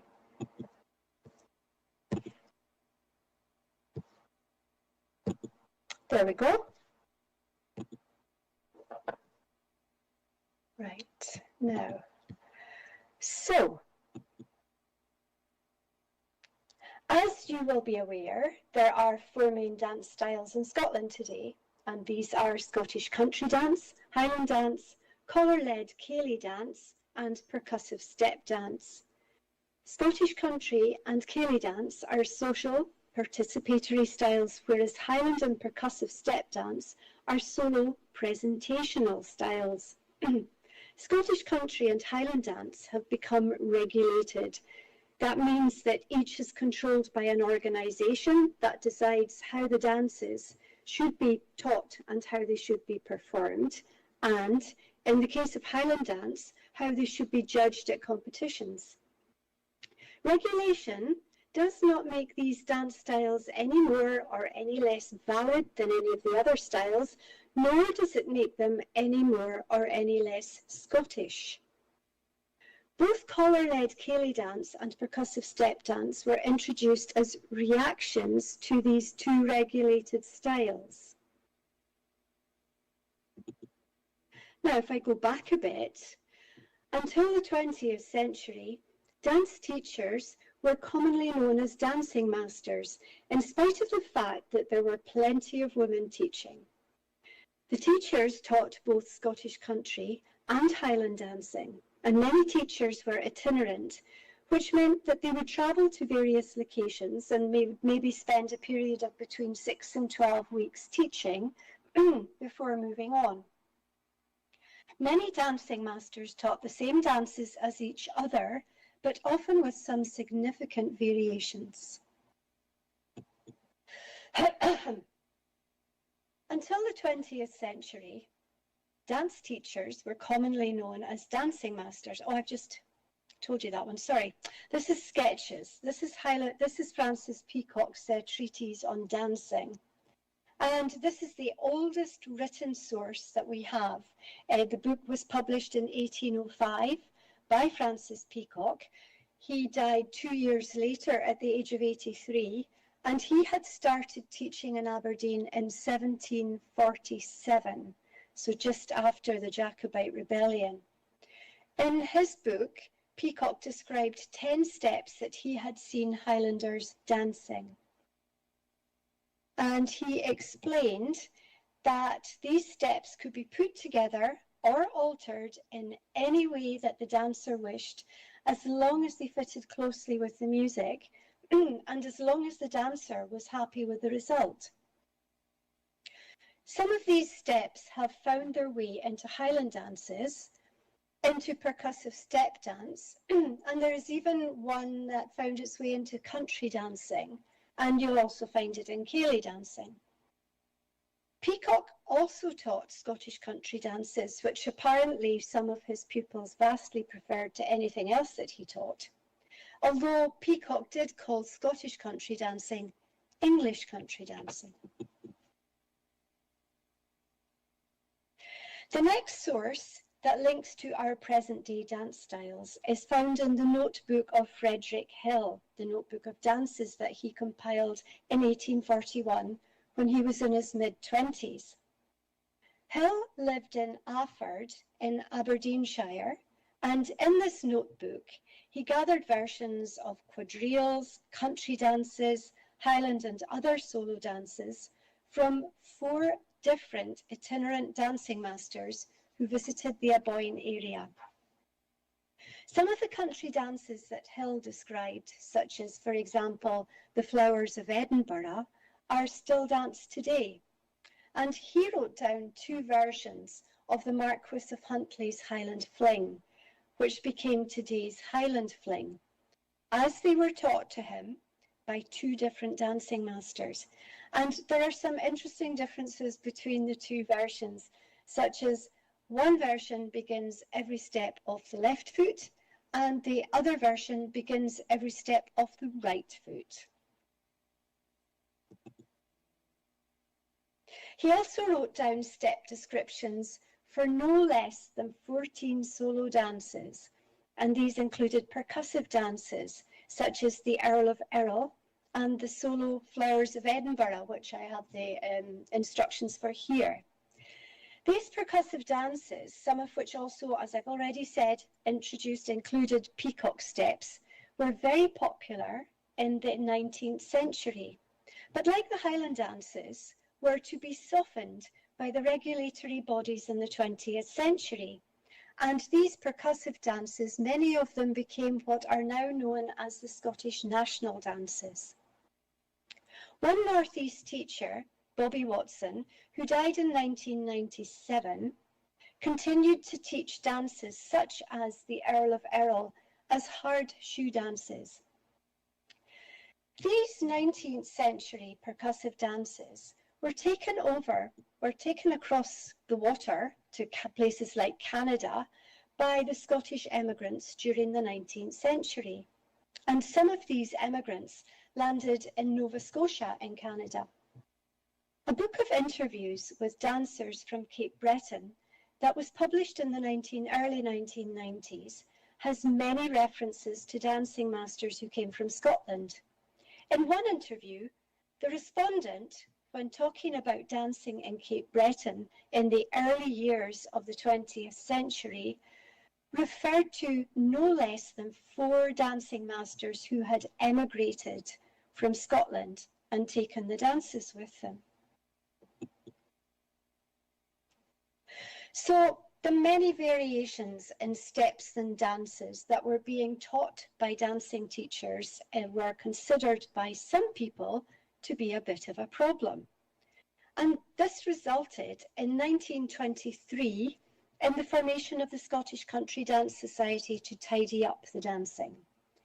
The society wanted to ensure that dances would be taught in the same way from the books that the society would publish and by the teachers that the society would train.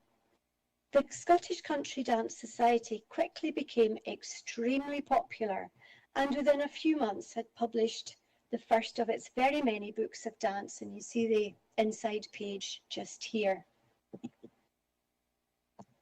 Meanwhile, similar movements were happening in Highland dancing. It just took a lot longer. In 1950, the Scottish Official Board of Highland Dancing, the society that was to come to dominate Highland dancing, was formed as a board of control. And the board explained that competition judges were not happy with the wide variations in styles and steps, so Highland dancing had to be regulated. By the late 1970s, early 1980s, many young folk attending electric or amplified folk gigs wanted to dance but didn't know what to do. And this heralded the introduction of collar-led ceilidh dancing, which had first been seen at English folk festivals in the 1970s and which started to spread in Aberdeen, Edinburgh and Glasgow. Inclusive and straightforward, collar-led ceilidh dance was designed to get people dancing right away, and some of the present-day ceilidh dance repertoire includes couple dances and set dances that come from the Scottish country dance repertoire. But there's no requirement to dance them in any particular way. In the 1980s, early 1990s, some Scottish musicians had come to realise that there was a connection between Scottish dance music and the percussive dance that was performed in Cape Breton, Nova Scotia. So they arranged for some respected Cape Breton dancers to come to Scotland to teach the basic movements. And so this period saw the introduction of percussive step dance at Fashion, and the first of many regular short step dance courses took place at Solmore Ostig in 1992. In Cape Breton step dance, basic movements can be put together in any way that the dancer wishes, as long as they fit the music closely and the dancer is happy with the results. And if you've got a magnificent memory, you might remember that I said this right at the start with what Francis Peacock had said about the steps of the Highlanders, that they could be put together in any way that the dancer wished, as long as it was pleasing to the dancer and it fitted well with the music. So here's a huge link for a start. So Scottish dancers were really happy with the percussive aspect. And this meant that they didn't have to point their toes and they didn't have to jump high, and they could actually hear what they were doing. And yes, there was, as I said, indeed a connection between this style of dance and the peacock steps, but also with the hard shoe dances that had gone across the Atlantic and various other parts of the world with the Scottish emigrants. The dance from Cape Breton had clearly evolved and altered and developed over in the intervening period between it going away and coming back. But many of the original movements and steps that had been taken to Canada by those who had to leave Scotland were still there, as were some of the steps, as I said, that had been described by Peacock in his 1805 publication. Perhaps one of the key features of this form of dance is to know your music. I'm actually going to try and play this video. I'm not sure if it will work. I'll give it a go anyway and see. It's a step dance group, Dansa, who all learned in that very first wave in the early 1990s and all became fabulous teachers and excellent performers. This is them actually dancing in Cape Breton at the Broadcove concert.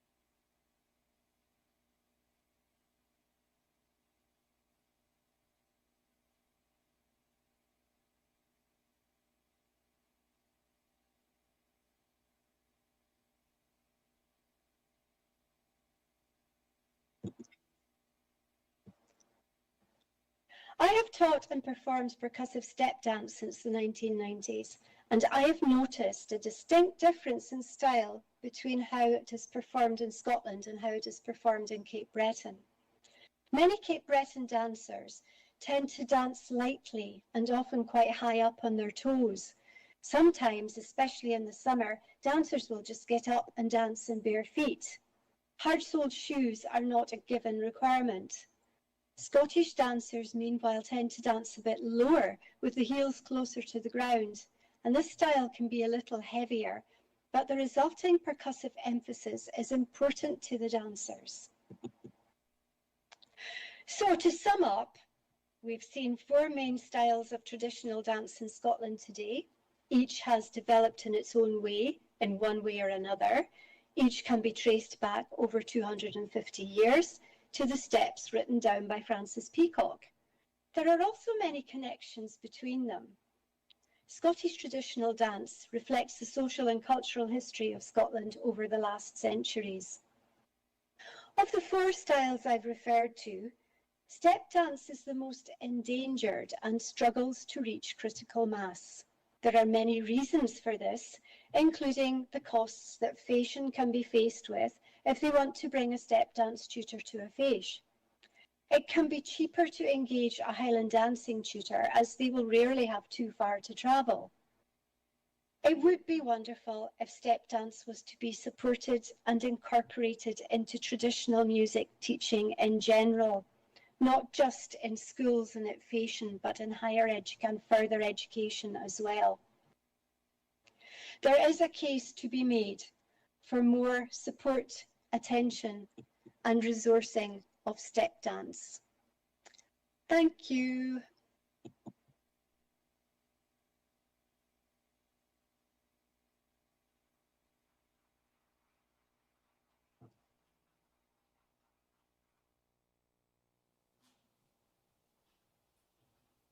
Right, it's me now.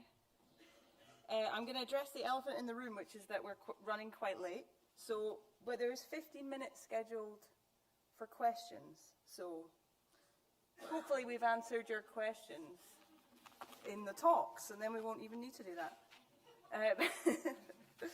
Right, so, I've got some notes here. 15 minutes is a long time to say nothing, and not that long to say something. So I'm going to give it a go. I'll just wait for my slides. I'm Josie. My stage name is Quiney. I'm going to tell the story of kind of what it means to come fresh to a tradition as a younger person, although I am not that young anymore. But I started singing in 2015.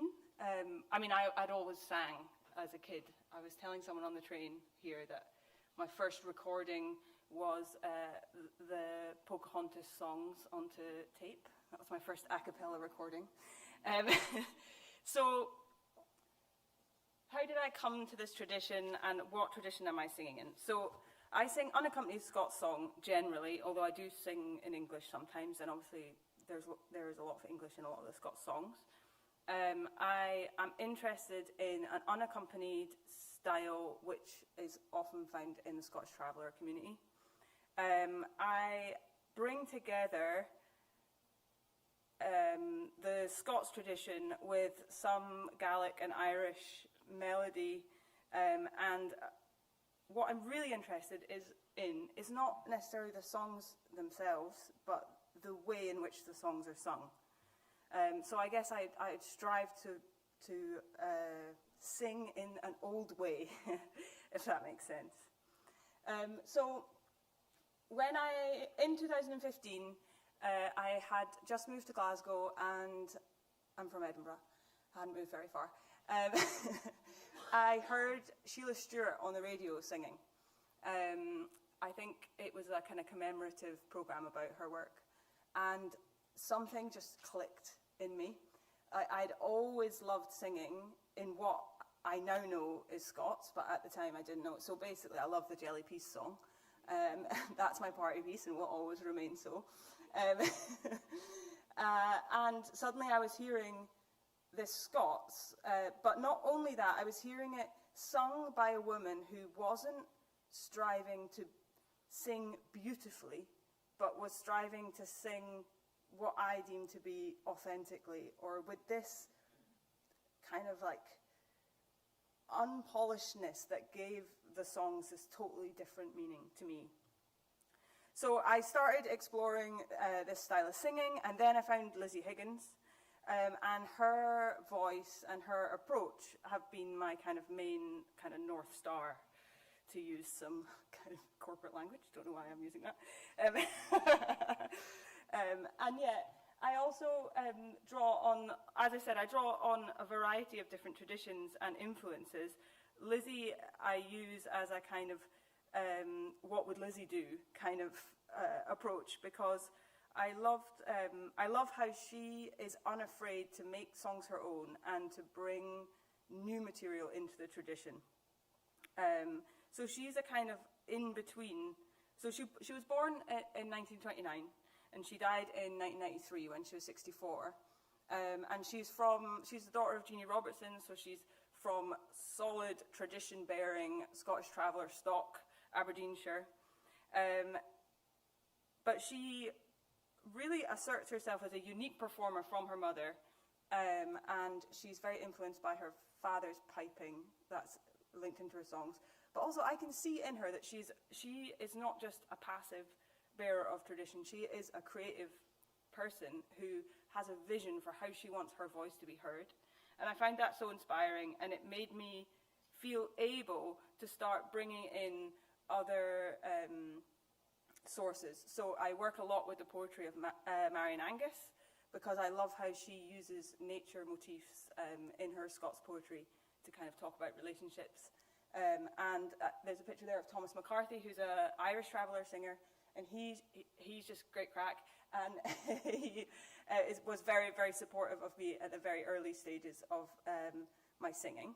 So when I first started singing, I didn't know what I was doing. I was going to a session at the local pub near me where every Tuesday Mary would come and put in her dentures and sing Amazing Grace and get a free cappuccino. And I was like, these are my people. It was a very supportive environment to start singing live. And then I was just determined to make this happen for myself. I went along to the Kirriemuir Bolhy Ballad competitions, and I decided I was going to try and sing at those. Absolutely shat myself. My second is Valley. I'm right at the end of the alphabet. I had no idea they were going to do this competition in alphabetical order. I knew nobody in the room, and everyone else seemed to know each other. It was like crashing someone's wedding, but you're the best man speech at the end, and you have no idea who anyone is. Like, by the time I got up there, I was like, I got back in the car afterwards, and I had a cry, and drove home, and I was like, I don't think that is my world. So my boyfriend at the time was like, let's just set up our own research council. So, Gordon and our friend Joel, they set up GLARC, the Greater Lanarkshire Auricular Research Council. And, and they released my first record on cassette tape. And they released another of my records too. And they're actually now quite well established in the kind of DIY experimental music world. So from those beginnings, last year I released an album, and there you can see, if my mum was still alive, this would be her proudest moment, Guardian review of my record. So I've gone from singing Scots song and not knowing what I'm doing, releasing these tapes, to producing a record that has somehow received quite a lot of critical acclaim, which was as much of a surprise to me as anyone else. Okay, right, now I've got to navigate this slide thingy. Forward. Okay. So, excuse me while my printer, I only had 2 bits of paper, so I've printed everything upside down. So that's how my practice developed.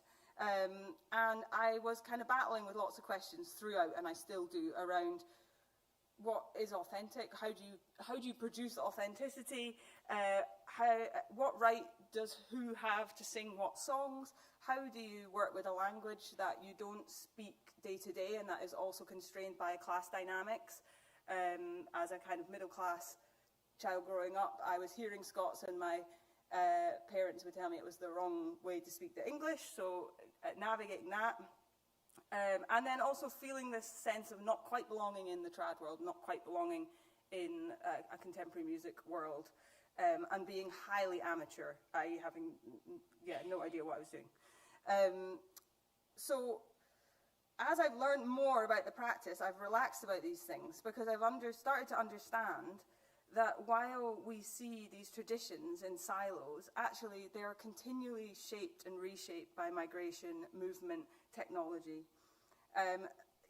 The revival scenes created these hierarchies of authentic or inauthentic, often to serve themselves and the people that they were working with. Traveller or women's contributions or people of colour's contributions were marginalised, and we kind of lent into this obsessing about the collecting and the freezing of the song assets, rather than focusing on the context in which the songs are produced.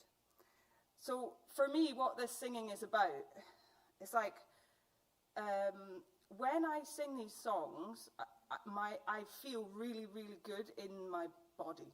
I don't quite know how else to describe it. But I get this kind of settling feeling. Even if I'm in front of lots of people, I kind of go into this little zone, and I'm untouchable.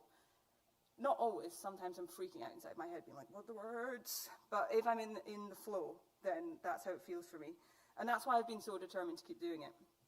And I think that a big part of that for me is, again, going back to Lizzie Higgins' influence. So she leans on the piping tradition. And I've got like quite a deep voice that's got like a rumble to it. And suddenly I was finding a home for that kind of voice. So I started to play with pipe melodies. I draw a lot on the Uilleann pipe melodies. I started to try and do some kind of diddling stuff. And then I also started to experiment with other musicians around like the structures. So here on the screen you can see me kind of learning about, I didn't even study music at school, so I didn't know about pre-baroque. I didn't know you did that in standard grades or whatever. I went to medical school. I didn't become a doctor. But yeah, so this is me teaching an experimental snare drum player how to play with the structure of pre-baroque with some sticks that I wove out of willow. So that was an experiment that we were doing, and then I was trying to echo back with my voice to him. So just to give you a little flavour. Haro hee hee haro ha hindarin haro hee hee haro ha hindarin haro hee hee haro ha hindarin hindarin ho hindarin hindarin ho hindarin hananan ti hananan ta hananan to hananan. Anyway, you get the idea. So,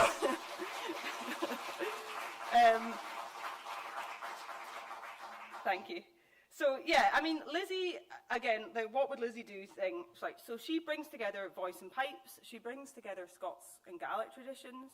She worked with people like Andy Hunter, who brought new songs into her repertoire. She wrote her own songs, and she's a style icon. So I can't go wrong following in her footsteps. The things I kind of judge my practice against, like I was saying, about the way I sing. I want my songs to be unaccompanied. I want them to be learned by ear, although sometimes I put them in GarageBand and slow them down really slowly so I can chop them up. I want to maintain a free rhythm that's led by the words and the language I'm using, rather than being tied into rhythm produced by accompaniment. And I want to resist the kind of pressure to nicify the songs and make them kind of more palatable to perceived audiences who might like them to be something different.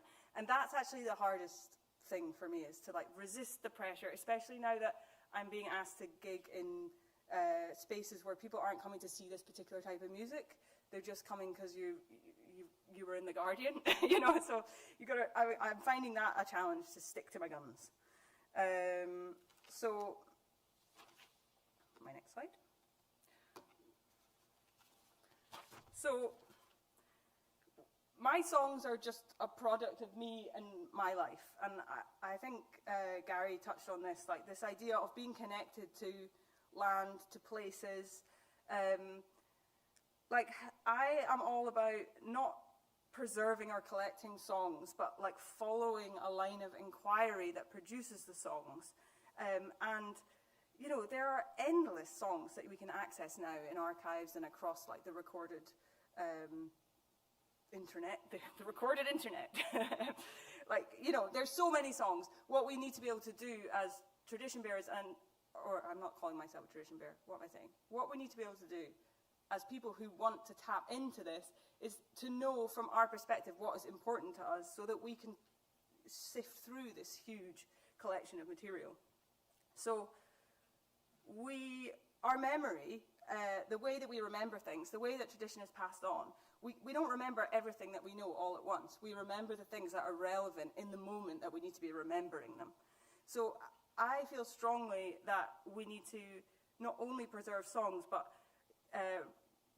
remember that the songs that we're singing are linked to tasks, to work, to ways of being, to places, to these bigger contexts, and that we need to use that to keep the tradition alive, rather than kind of locking it down into an archive. And for me, these things are like working with animals. So this is my 4-year-old Connemara pony. Foggy Toddler, she's called, which is a Scots word for a carder bumblebee, if anyone's interested. And I do horses' feet. I like trim horses' feet. These are my doves, Dove the band and Dove the soap. And I keep pigeons. They've multiplied now, there's loads of them. This is my utility room. These are the baskets I've made and the herbs I'm drying next to my nice little microwave I got from John Lewis and the washing machine, which is an essential part of any land-based lifestyle. So this is just to give you a sense of what my songs are rooted in. And it's amazing working with animals and having that as a core part of your life, because it's so cross-cultural. I've done a few different commissions and with people from all over the world. Like most recently, I was working with a girl called Yara Asmar, who's an accordion player from Lebanon, and we were doing a collaboration for Lake Junction. And I was like, hey, I'm really obsessed with my pigeons at the moment. Would you mind if we think about pigeons for our project? And she was like, yes.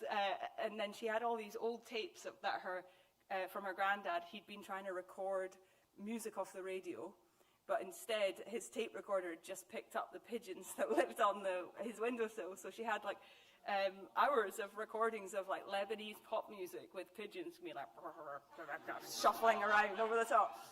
So we had great fun with that. And then shout out to Historic Environment Scotland. I went to a dovecot, very well maintained, and sang in there, which I thought would be this big reverberant experience, forgetting how sound works, and actually it was completely dead. So it's my voice, silence, and then a fly going.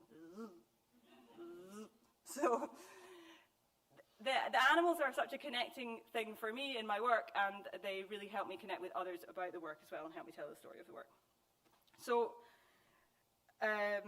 Creative Scotland gave me some money a few years ago now to develop the record that I just released this year, and that involved travelling with my horse Maisie across Argyll, exploring how I could use place as a kind of construct of an elder.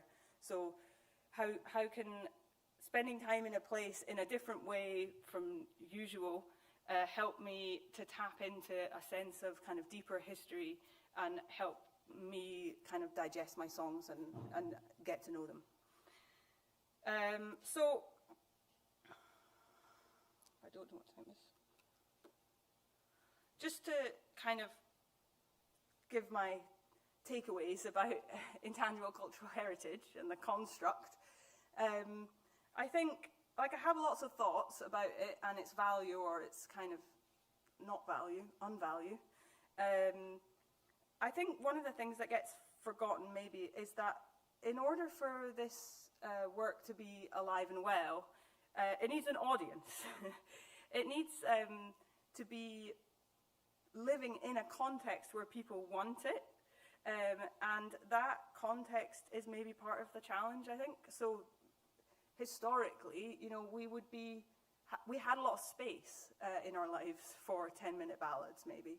You know, we were maybe sitting around fires, or, you know, we had silence and we had space and we had dark nights that we had to fill. So I think we're now competing with a lot more. So that is always of interest to me. It's like, well, how do we make this relevant across, without meeting the noise? It's almost like what we can offer is a kind of retreat back into a kind of quieter space. But yeah, it needs community settings, it needs space where people are able to listen. It requires social groupings, which is something that I've found really actually a bit of a challenge, because like this singing festivals, like, that's a long day in a marquee, you know. It's a lot of listening, and it doesn't work for me. Like, I like to be moving constantly and doing things. So the way that we now are sharing the work, it's not always conducive to songs that are rooted in like doing and being. It can be quite passive and kind of about consumption. So yeah, just to kind of tie up, this is my mum here on the left hand side. So obviously I've got horses in my blood. She was from an Irish family. Her mum moved over to Preston when she was 19, had my mum, and never similar to Gary's story. She never spoke Irish again after moving to Preston. It was her first language. So I've put her up here because I have this question about elders and this kind of like the way we have a reverence for elders passing down tradition. And, you know, both my mum and Lizzie Higgins died really young. So what happens to people who carry tradition, who are still studying and learning, and they haven't had a chance yet to pass it down? And that's where I think these are, where archival material and holding these things as precious, accessible things can really like shift the way that we do tradition. I put this rope on here. I really like Tim Ingold's, who's an anthropologist. He talks about generations being not like layers that are piled on top of each other, where information passes down from one to the other, to the next, but instead like an intertwining rope. So at one point you could have someone who is a certain generation and they're in the same space as someone else who's in a new generation. It's not a hierarchy, it's a flow with a kind of intersection through. And I really like that idea of like, well, what does it mean to just be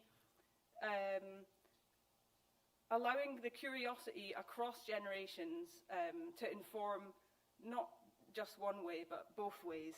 And I think this becomes really important at the moment where we are starting to look at our traditions with new lenses, and we're starting to listen to the voices of people who've been systematically excluded from the traditions.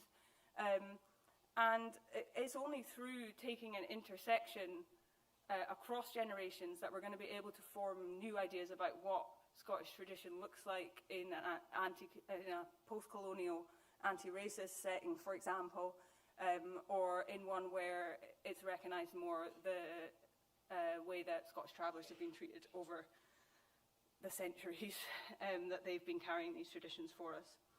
So, yeah, I hope that's been interesting. I have like a few things that I would say might help.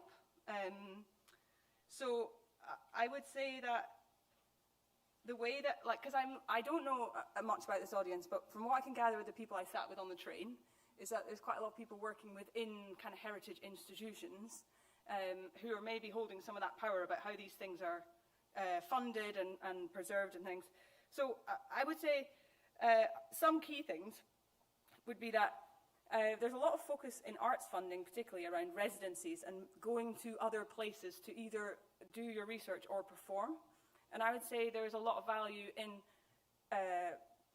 learning from where you are and performing to your neighbours, you know, and that maybe you're kind of travelling around the world and doing as many gigs as possible is not what the tradition is about. The tradition is about holding these songs within your day-to-day life.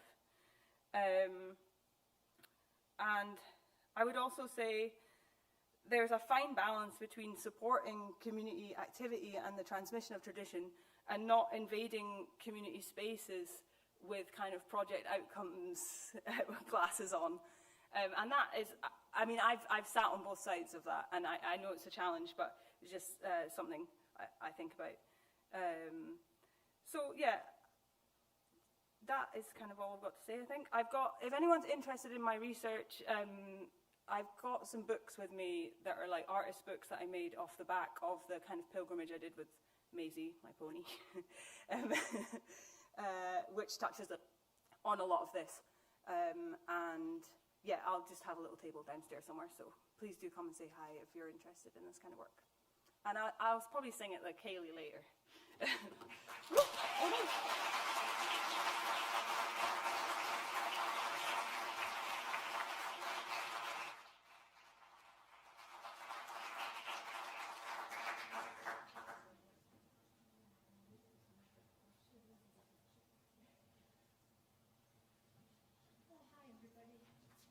That was lovely, really, really enjoyable. I'm sure if Lizzie was here, she would say that's one bird that has its wings, so continue to fly. Can you hear me, guys? Anyway, my name is Jess Smith. I'm one of the Scottish travel people. Thank you, Gary. I published 7 books on my culture, and I'm still writing about it. I stopped travelling when I was 17, met my husband, and he wasn't a traveller, so I had to live the other side. I'd always been a bit feared of the other side, but I had to discover that there's only a tiny, fine line between us all. We're diverse. So anyway, let me tell you a wee story. My granny, my mother's mother, was sitting on a ferry, leaving Inverary going to Strathclyde. In those days, you know, but before we had lots of cars and that, there's lots of ferries in the lochs in Scotland. Loch Fyne. And she felt her labour pains were getting very, very strong. So she knew when she got off the ferry, she wasn't going to have much time to make her way to see her sister, who wasn't very well in Strathclyde. She was going to visit her. So she broke a couple of branches from a hazel tree, and she wound them through the arms of her coat, made a wee hat, and climbed inside her wee hat and had my mother. She was breeched, so it took her a wee while to fix her baby in the womb. I just cringe when I think of that. But my mother was born, and she washed her at the loch side, and she fed her and wrapped her in her shawl and had a wee sleep, and then went on her way. Now, the family were at that time staying in a tent at Tarbert in Loch Fyne, and it was very, very important that the travelling people went to the nearest registrar and they got babies registered, because that meant that they were human beings, they were little people. And when my grandfather went to register my mother's birth at the register in Tarbert, he went back and he says to my granny, "That's our Ginny now," he says, "a wee human being." She says, "What did you tell the folk in the register and that about where our Ginny was born?" He says, "Just here, the campsite in Tarbert." "No, that's not true, Nicky," she said. "You go back and change that. My Ginny was born on a coat and the shores of Loch Fyne, and that's how I want it." So it was almost like my mother was just a little angel. I absolutely loved her. But she had a lot of humour, my mother, and it was that humour that forced me to put in not so much the victim stories and the discrimination and the bullying when you went to different schools, and just the difference that society hasn't managed to deal with in its life force. It's simply that if you laugh at things, it's much easier to accept them. So in my first 3 books, biographical books, Jessie's Journey, which went to #1, believe it or not, in the Scottish biographies, I had a swept head on me. The second book, Tales from the Tent, wait till I tell you this, #4 in the British biographies, one up above Lauren Bacall. A lot of you are too young to know who she was, but she was married to Humphrey Bogart. So I was more important to people to read about than Humphrey Bogart. Didn't like him anyway. And then I wrote Tears for the Tinker, and a lot of travellers suggest we don't like that word, and I says, let me take it upon myself, because the tinsmith wasn't an easy craft, but it put food in the bellies, and these were very important people when it come to colanders that needed fixed and handles needing put on pots and all sorts of things.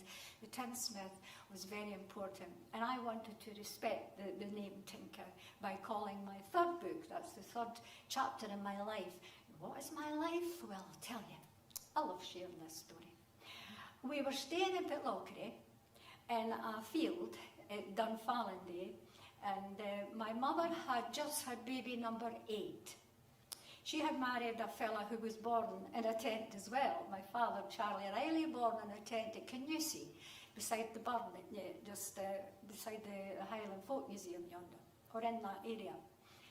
And the war had passed. He spent 6 years of it in the war, and there were so many changes for travellers. It was, you have to get your children into school. It's a free education. You must take advantage of that. And a lot of travellers wanted that for their children. And also, it was important that you got into a settled place, accommodate yourself settled, because you have an address. And if you have an address, then society tends to let you be part of, as they were called in those days, the labour population. But and a lot of travellers, I would say about 70% of most travellers in Scotland actually settled.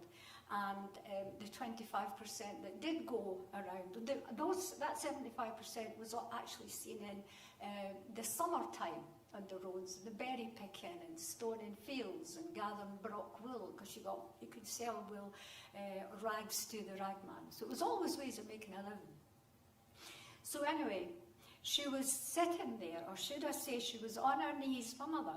She had just filled a bath of water, which was sitting on an outside fire. She was taking the buckets off the river tunnel and pouring them into this. They were warming up. She had a bucket of saline water and salt with the nappies soaking in it. She had a scrubbing board, a bar of carbolic soap, and she was about to do her washing. We don't know what a life nowadays do we? I've seen my man say to me, am I getting a cup of coffee this morning? Excuse me, I'm doing my washing. I pour some stuff in and putting powder in it. That's the exercise to me. But here's my mother. It's September, there's a good wind blowing. She's got a rope tied up between her two branches of an oak tree, and she wants to get these nappies washed and dry. And here comes somebody, didn't know where they were going. If you actually take this route, you're going to the Festival Theatre in Pitlochry, so you know where I am. You go over the bridge, the Tunnel Bridge, and then you go past the caravan park. Well, that caravan park was Walker's Field. That's where we were camped at that time, in a show wagon. And here's this bus getting driven over, and I'm looking at my mother, and her brews are doing, and she's scrubbing away. And I says, Mommy, there's somebody coming with a bus. Would you like me to get this washing finished? In those days, you didn't get and sit down, and we'll talk about why I'm angry that I don't get my washing finished. In those days, it was slap, and you had to get away from the hand before it connected with you somewhere. So I know that my mother's getting angrier and angrier, and she's hands on it, doing her washing, and I'm moving away from her. But the bus came in, and I says, Mommy, he's coming into the campsite. This is an idiot. This person they're going to get these wheels bogged down in that cow dung. You better get out and tell them. Get away from me, wee lassie. She says, I'm not happy. Now this bus got stopped, the brake got pulled on, the door got opened up, and out jumped my father, shoved his Kilmarnock bonnet to the back of his head. He walks over, smiling from ear to ear. He lifted my wee mammy up with the elbows, and he turns her around. He says, Jeannie, I've brought you a mansion. She knew he was away buying a bus. I don't know where he got the money. Maybe, I don't know, he borrowed it. Maybe he got it from his father, who was the local scrap merchant in Pitlochry, Big Willie Riley.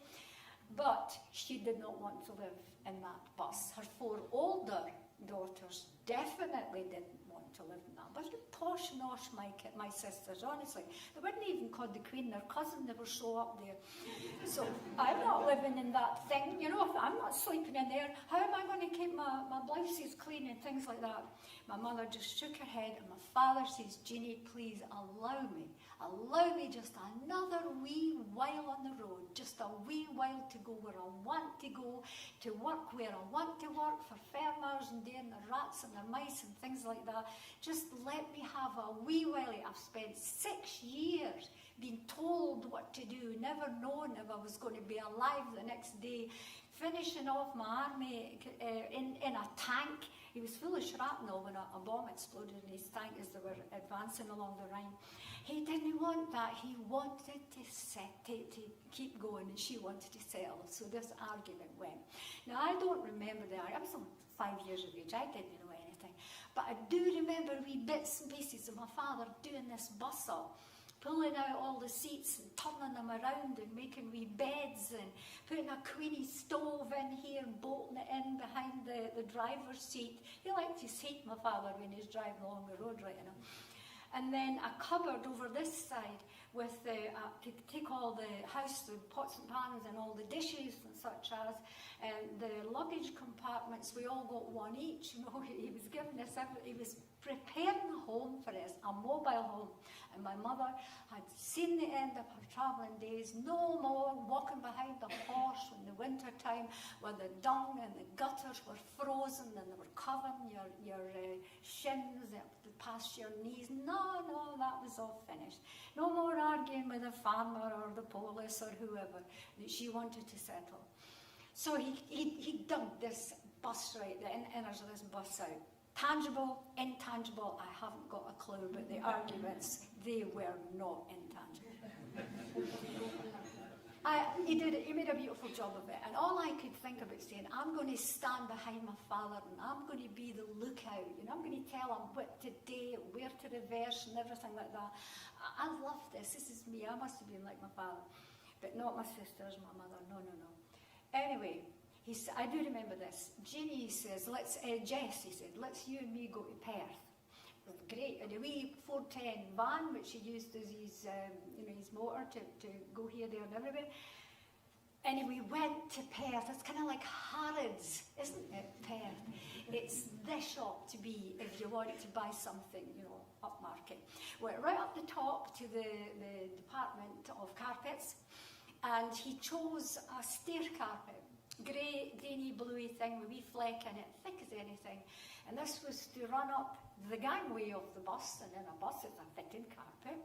So he went in and we fitted it quickly in. It was beautiful. He says, go get your mommy. And I went and I brought her. I said, Mommy, you have to come and see what Daddy's got. Hurry up. So out she come and she says, she's looking at him. Charlie, I warned you now. Wow. That's a bonny carpet. She put her finger in it, went all the way up. She said, oh, and it's thick as so it's broad. He said, what do you think? So she stood back, she folded her arms, she says, I'll give you 1 year, Charlie, 1 year, and that's the end of the travelling days. We can go in the summer to the berries, is what I do, but that's it, 1 year. We were 10 years going everywhere. Over the border into England, where my mammy said, you'll get killed there, she was still thinking she was still in Culloden. She said to us, you'll need to learn English. It was just, honestly, for me, it was fantastic, and I could write about that when I decided to be a writer. But you know, there was a time, really was a time when I was 14 years of age that I never thought I'd be a writer.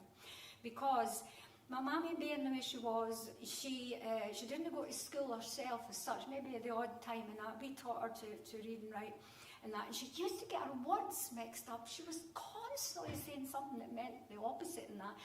And this day, I'm going to share this wee story with you because it's lived with me forever. The teacher in the English department in Viewford Academy, where I was, at age 14, she says, I'm fed up with you boys and girls. You have no idea about how careers are important to you. You've got to think about what you're going to do. You believe in school, Charlie. You left at age 15 now. What are you going to do? You laddies, you just want to be miners and go doing the pits, and you lassies, you just want to be nurses. Honestly, nursing was not a good job when I was a younger kid, it's totally different now. So I thought, I want to be a writer and things like that. The teacher knew that. So she says, I want you all to go away home and I want you to write a story about a deep sea world creature. And I don't want half stories and quarter stories. I want a good, solid essay. Now that's for next Friday. I want you to come in with that. Well, I went home and I says, Mommy, you're part of the MacArthurs and the McAllisters and the McDonald's for the West Coast. Water was everywhere. You must ken all about deep sea world creatures. Oh, I've seen many a strange looking thing in the back of a fisherman's boat as they come into the open. Oh, aye. Well, can you suggest one for me? Because I want to be different than all the other lassies and laddies. I want to be able to show the teacher that although I stay in a bus here in Kirkcaldy and Lenny's yard, the brickyard, I can be a writer. And she says, well, all right, let me think about it.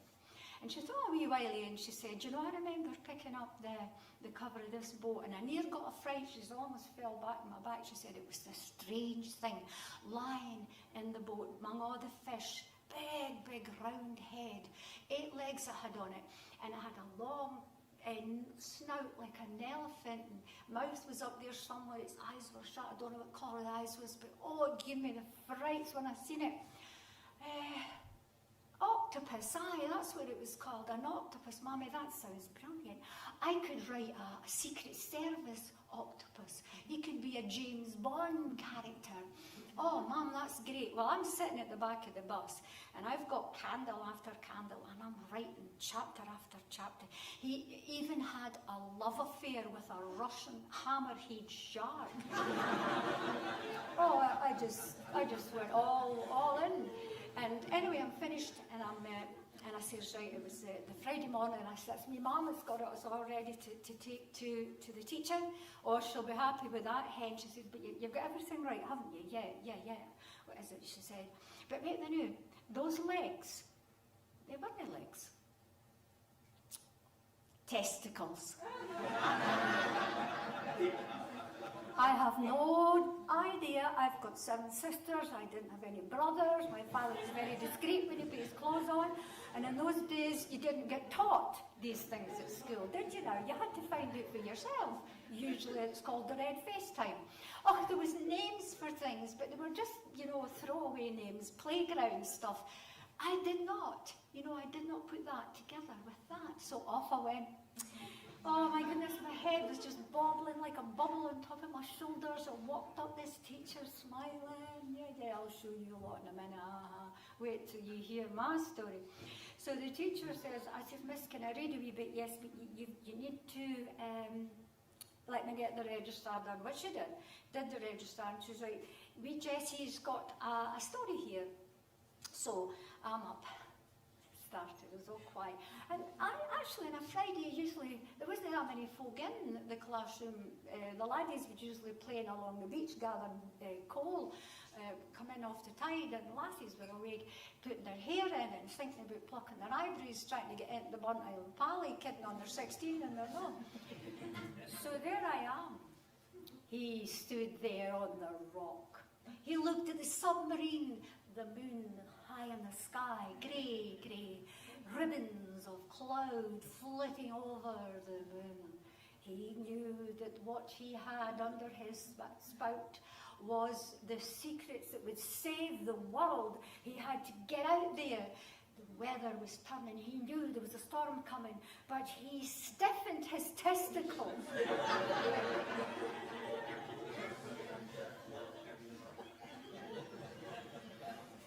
There wasn't a single person sitting on their seats in that classroom. They were rolling about. The lasses were standing looking out the window going, oh my God. I thought, oh, for heaven's sake.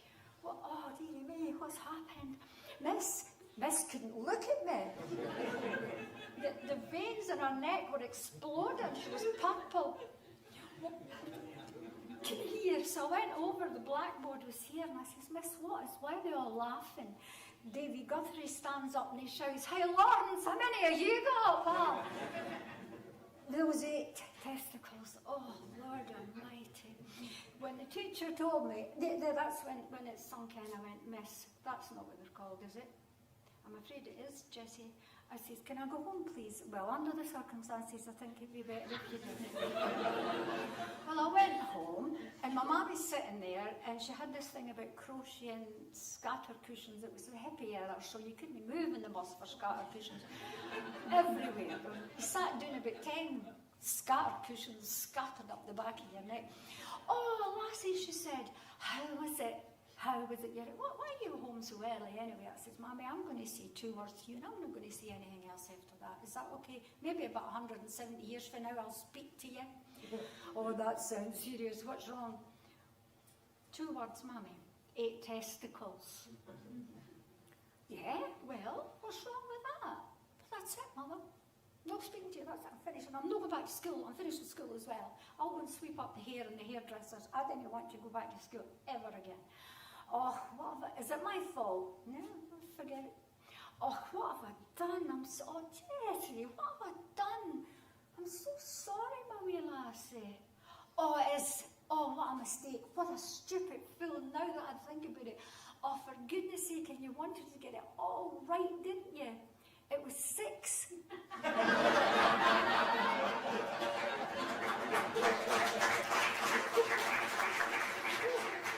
Anyway, she took me right back to where my mother was born.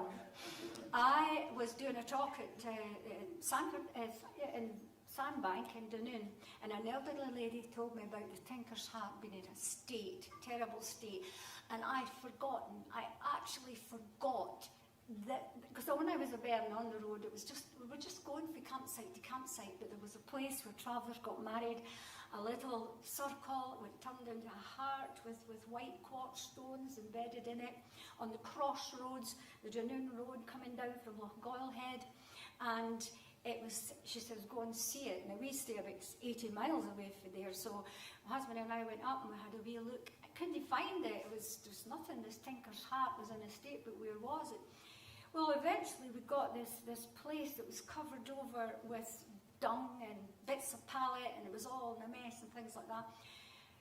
So we cleared it up, and I'm going to share this with you. I looked at those white quartz stones on the ground where travelling people would go to get married, and this lady told me that they used to take their babies to get christened there, and the dead were brought there if they could get them there to be buried in Hell's Glen, just up the road. And I looked at it, and it was like a culture looking at me and saying, Jess, we can't go. We have to be recognised. And that's when I started a campaign and brought so many people to come on board with me to have the Tinker's Hat of Argyll listed as a Scottish monument. It took us 6 years to convince Petition Board, Petition Parliament Petition, the Historic Scotland, it wasn't Historic Environment Scotland then. Honestly, I never stopped night and day getting in touch with people. The petition, we had over 1,000 signatures for this. People got in touch with me to say that my mother had been buried there in the Hell's Glen, and so many stories. The Reverend McCorkindale came over in his horse from Lochgoyle Head to officiate at ceremonies there. A history that I didn't know about, that I was losing. The reason for it was that in 1969 they had realigned the road and lost the crossroads, and Historic Scotland said we cannot list that intangible cultural heritage. It's been moved. So we had to prove that it wasn't there, because in 1928 Lady George Campbell had discovered that there was roadmen putting tar on top of the stones, and she was furious, and she went to the roads department, she's thumping the table, she says, get that black stuff off those white stones, that sacred circle must be protected. And they went and they picked off the black tar, and if you visit Tinker's Hat today, it's just up from Cairndow, just opposite the turn-off to Lochgoyle Head.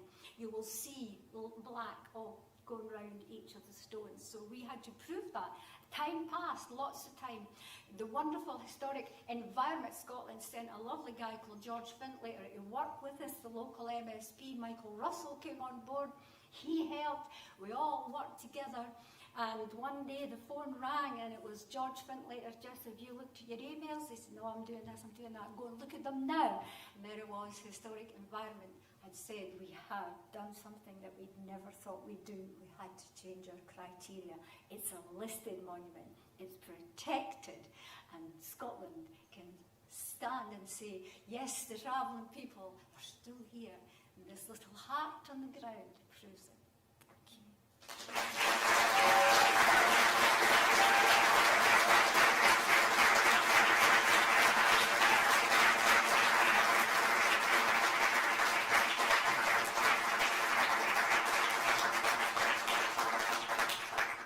Thank you so much, everyone. That was fantastic. We are running quite over time, which serves us right for trying to get such amazing creative people to talk in such a short amount of time. So we're going to head for lunch now. We'll try and catch up a little bit, so maybe have 45 minutes for lunch rather than an hour. We don't have time for questions at the moment, so if you're in the room, I recommend just finding the person at lunch and asking them a question. But if you're online, if you put your questions on Slido, and then we'll try and catch the people and get them to respond for you. After lunch, we'll have another session in here, and then it's workshops after that. Mary McFadgen hasn't been able to make it today. She's not well, unfortunately. So if you're signed up for her session, or you've signed up for a session you'd like to check which one it is, if you've forgotten, or would like to change, then if you could try and catch Lindsay or Richie, who'll be sort of hanging around that front desk, go to them and they'll sort you out. enjoy your lunch.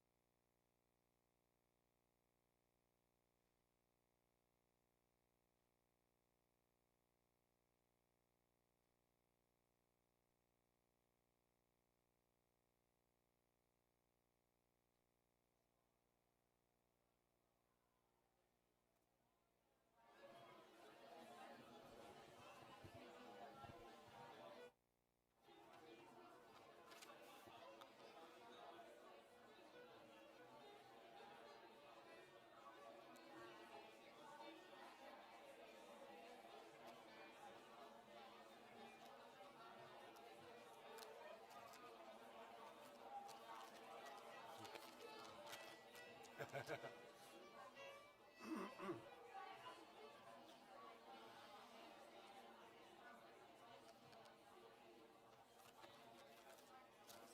just in case I forget.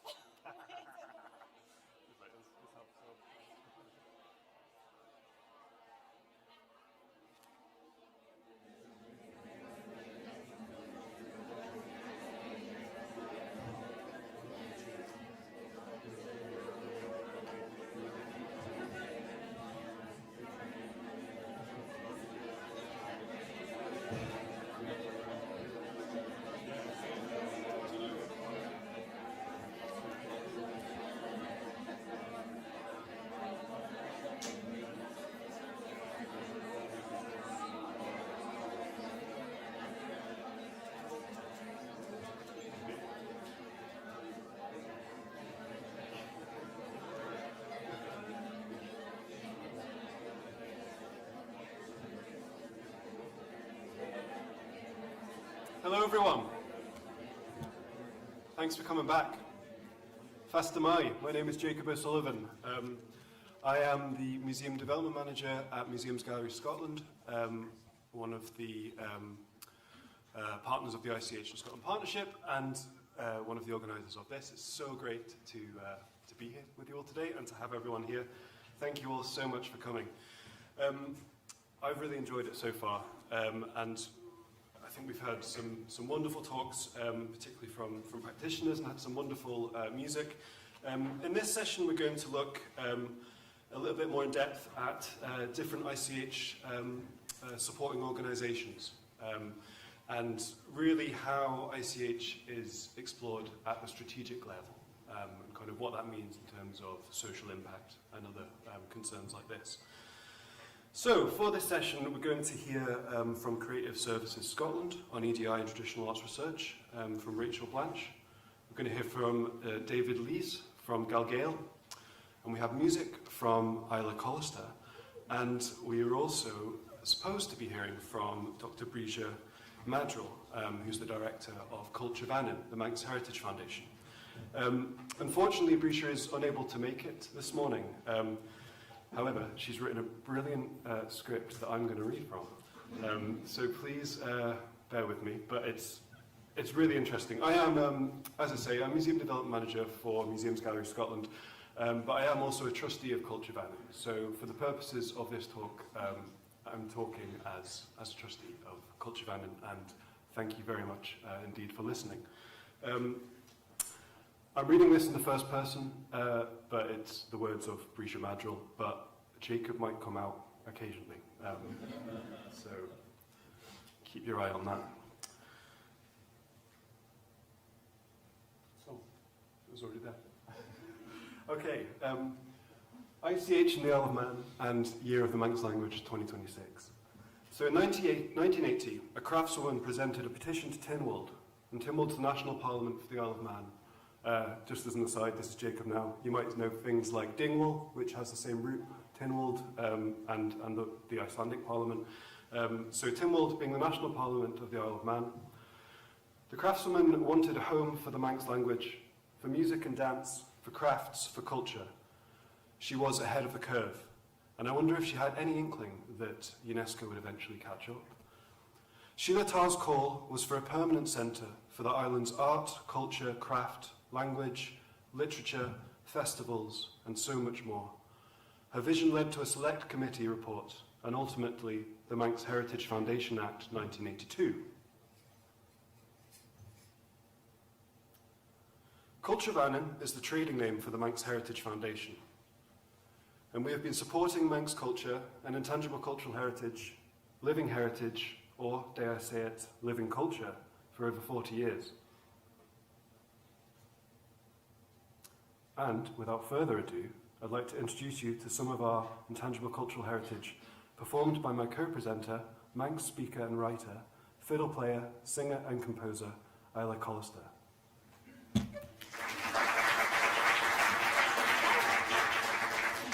Thanks very much. Tammy Clay, Real McEvo, Shannon, the Holshaju, and Kjol Kadashunachain. Going to play a couple of reels from the island to just show you some of our traditional music. The first one is Jera and Tail, which means end of the world, and then Ka Jun Nan, Jun Nan's tune, and you'll find this played in sessions on the island as well.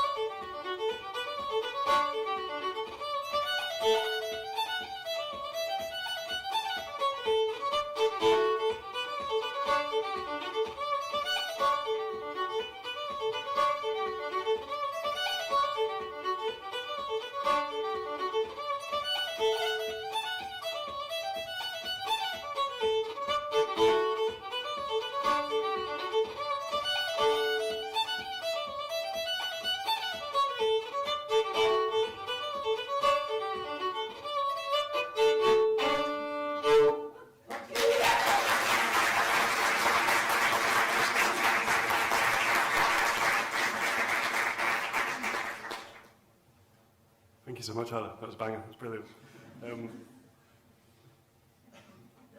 The grassroots nature of our charity's origin story, a petition from the community for the community, has stuck with us. We work in partnership with the cultural community, and we are part of its practitioners too. Being an arm's length charity from government means that we are closer to the people we serve. I cannot say yet that the UNESCO ICH Convention extends to the Isle of Man, but I can say that it is being actively considered with the Isle of Man Cabinet Office, Culture Vannin, Manx National Heritage, the Department of Education, Sport and Culture, and the Isle of Man Arts Council all working together. Jacob's slight aside here. Obviously, the Isle of Man being independent of the UK means that although the UK has ratified at a states party level, the Isle of Man does this slightly separately. You'll have noticed on Phil's initial talk this morning the very commendable drop down of different minority languages across these islands, that Manx wasn't there. But I'm hoping that when the Isle of Man ratifies, that will be changed. As Culture Vannin, we work with Manx language, songs and rhymes and sayings, folklore, calendar customs, crafts, music and dance, festivals, and the list goes on. And we document the changing face of the Isle of Man as much as we can. Here you can see some traditions. So we have the Melia, Hop Chine, and Hunt the Wren. All of these are linked to different calendar customs, and all of these actually genuinely practiced really vibrantly and actively across the island, which is wonderful to see. And the Culture Vannin website has a real great range of resources and videos in support of that. And for more detail of Camag, which is one of the cultural traditions, this is a game played, or the Manx National game really plays on St Stephen's Day, which takes place usually on this field that you see in the top left corner, which is the Tynwald Assembly Field as well. So it's a really kind of important cultural identity to the island. Camag, by the way, sorry, this is Jacob again, going off piste. Camag is very similar to Shinty that we have in Scotland, also Hurley, that is an island. I think, somebody put me right, but is the stick in Shinty called Caman? Something like that. So I think Camag, I think the root is bent or curved, meaning the stick. And I would be, again, really interested in maybe there's a joint bid for inscription for Hurley, Camag and Shinty when we've all ratified. Anyway, that was me. The work of Culture Vannin, there are 3 development officers which help schools and communities with resources, skills development and opportunities, and the charities board looks after governance, strategy and awards grants to fulfil our very wide remit, and that's my role within Culture Vannin. So culture plays an important part in why the Isle of Man was named the first whole nation UNESCO biosphere. Being a biosphere means protecting core areas, both terrestrial and marine, and care for areas including National Trust land and Wildlife Trust reserves, and sustainable development areas, which are the towns and villages where we live. The full name of the programme is, of course, Man and the Biosphere, which makes it clear that it's about communities, culture, and heritage too. Now, Mary McFadden's been mentioned a bit today, and I'm going to quote from a recent article. It was a shame she's not here today anymore, but a recent article, Living Heritage for Living Landscapes, which many of you might have read, in which she prompts us to think about the role that ICH has in connecting people with place and the natural world in a sustainable, future-focused way. She talks about the causal link between the loss of biodiversity and the loss of cultural diversity, knowing that, quote, sustainable environmental stewardship relies on emotional, ethical and cultural connections that foster a sense of belonging, responsibility and care. This sense of culture hitting you in the heart space. For this and so many other reasons, I believe that biosphere and ICH go hand in hand. In fact, biosphere can embrace and lift up ICH in this way. This matches Culture Vannen's own core values of sustainability, considering both environmental impact and sustainability for culture for future generations. But we need to be conscious of the challenge in communicating both biosphere and ICH to people who find them difficult terms to unpack.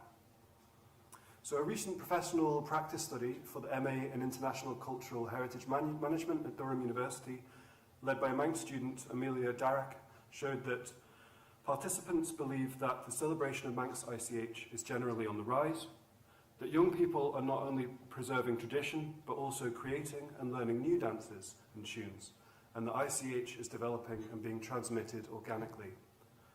And that Hopchine, Hunt the Wren, Eve Olden, which is the Old May Eve, and Tynwald Day are all cited as good examples of living heritage in the Isle of Man.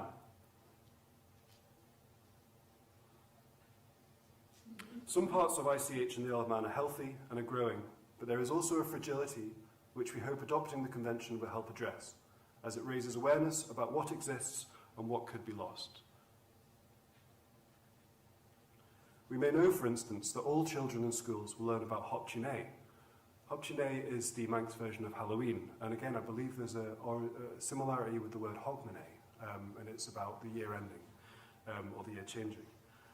It's the Manx version of Halloween and the longest continuous calendar custom that we have on Ireland. But we still know that pumpkins still outnumber turnips in terms of carved lanterns, and that regional variations of songs may not all be heard. So, for example, we have songs in English and in Manx, like this one that we're about to hear, where you sing about the moon and about meeting a polecat who scratches us, so we have to run to Scotland, which is your average narrative in the Isle of Man and why I ended up here 10 years ago. And now we're going to hear again from Isla. So Brisha is also an amazing singer, so she's going to sing this with me today. And we sometimes do it in call and response, so I'm going to give it a go on my own. Please feel free, you'll pick up the chorus. It just repeats, Hopchine is Trallalay. So please make me feel better. Enjoy it. The shani how na Hopchine tanye soje Trallalay. The shani how na Hopchine tanye soje Trallalay. Hopchine is Trallalay. The shani how na Hopchine. Hopchine is Trallalay. The shani how na Hopchine. Nachti how na Hopchine. Merachla how na Trallalay. Nachti how na Hopchine. Merachla how na Trallalay. Hopchine is Trallalay. The shani how na Hopchine. Hopchine is Trallalay. The shani how na Hopchine. Teach me polecat Hopchine, then it's bears a Trallalay. Teach me polecat Hopchine, then it's bears a Trallalay. Hopchine is Trallalay, the shiny how na Hopchine. Hopchine is Trallalay, the how na Hopchine. Then me die Hopchine, then me gets Melbourne Trallalay. Then me die Hopchine, then me gets Melbourne Trallalay. Hopchine is Trallalay, the shiny how na Hopchine. Hopchine is Trallalay, the shiny how na Hopchine.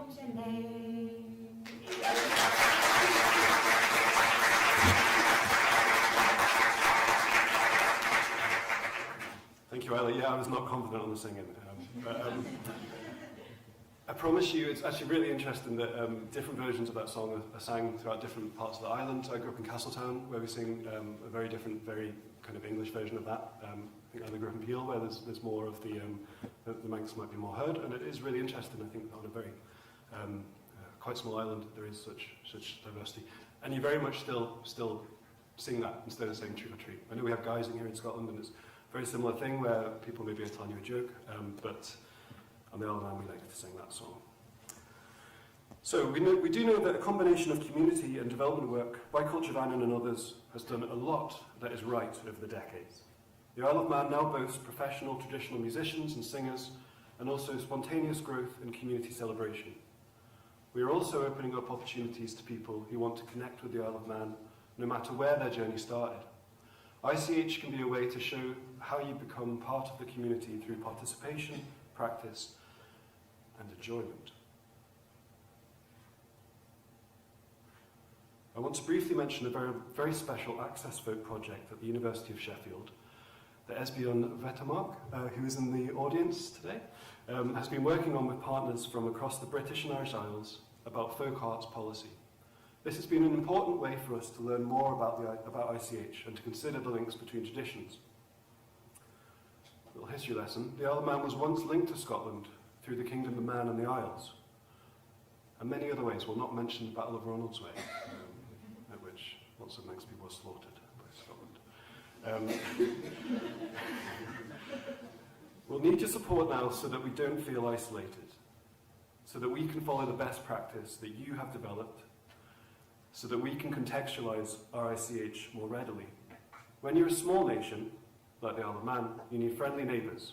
And so we are hoping that those working with ICH in Scotland can help give us a voice. After all, most of our professional musicians now live in Glasgow. I'm actually reliably informed that Hill Head is known as the Manx Quarter. Is that right? Another tune fan for mine. So I wanted to touch on that slightly checkered connection to Scotland and Kingdom of Man and the Isles in the next couple of tunes. I think it's fair to say that as an island, there's certain aspects of our culture and music that we've lost touch with, and so that means there's lots of reinterpretation or recreation.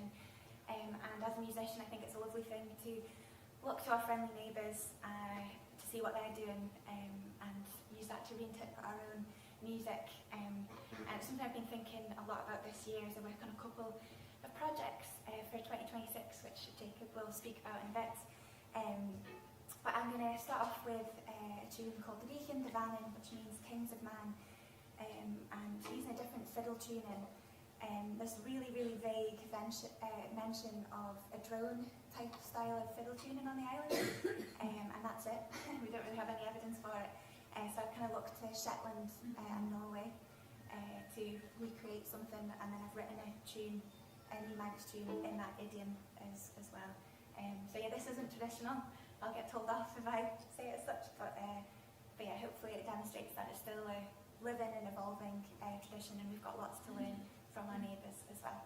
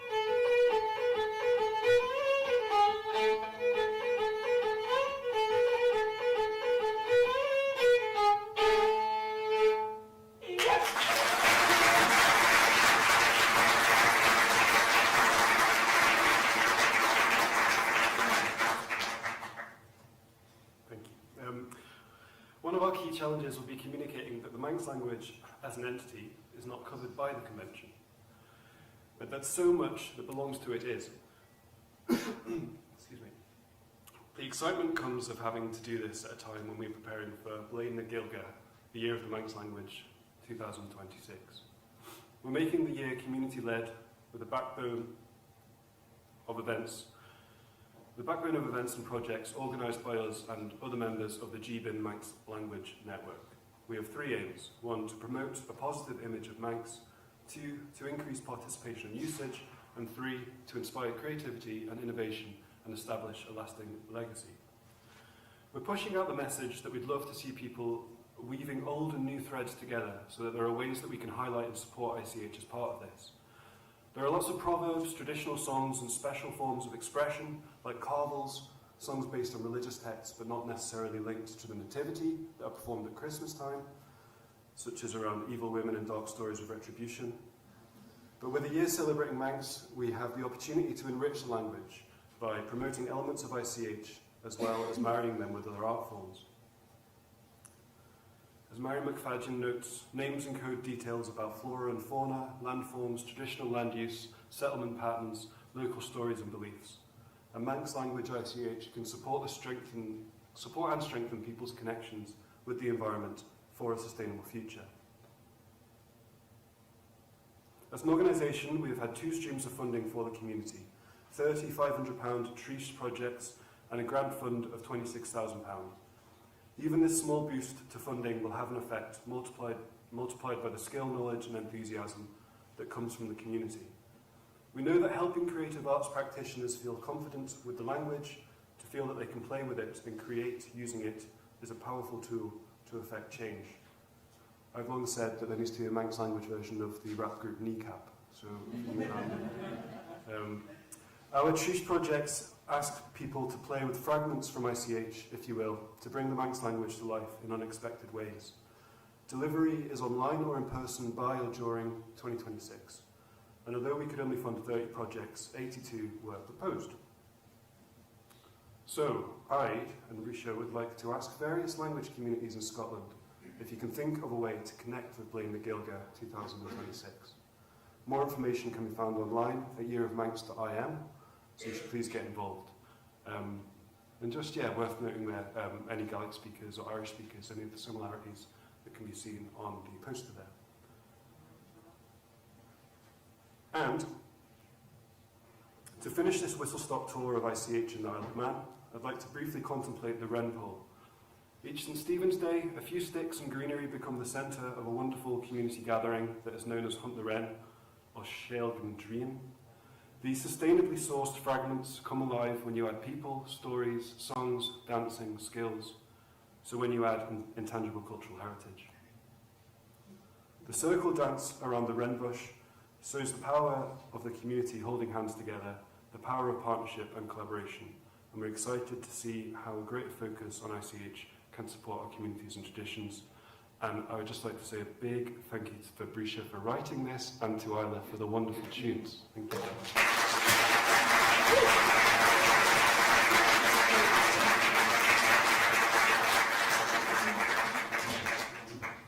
Thank you. And now we're going to hear from Gael and David Lees.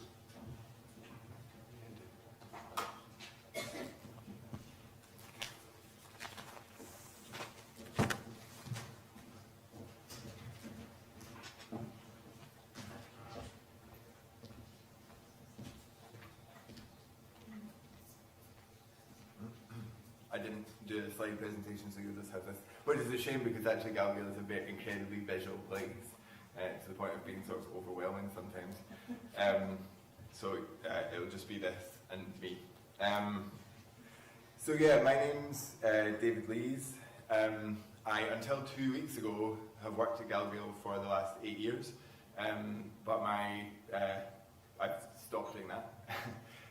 And so I'm now just a sort of community member, which actually I think will be a lot nicer, and I'm sort of glad to be stepping into that.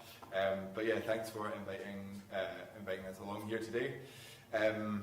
So alongside Galgale I also run with two pals Radical Glasgow Tours, which tells the story of Glasgow, the greatest city in the world, from the streets through stories of activism, resistance and organising, and we kind of work from a basis that a basis of history from below rather than history from above, and maybe we can sort of imagine intangible cultural history as culture from below rather than culture from above.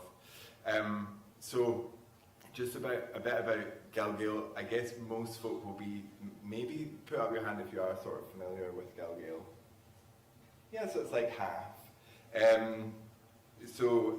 We came out of a protest movement in Pollock Free State in 1996.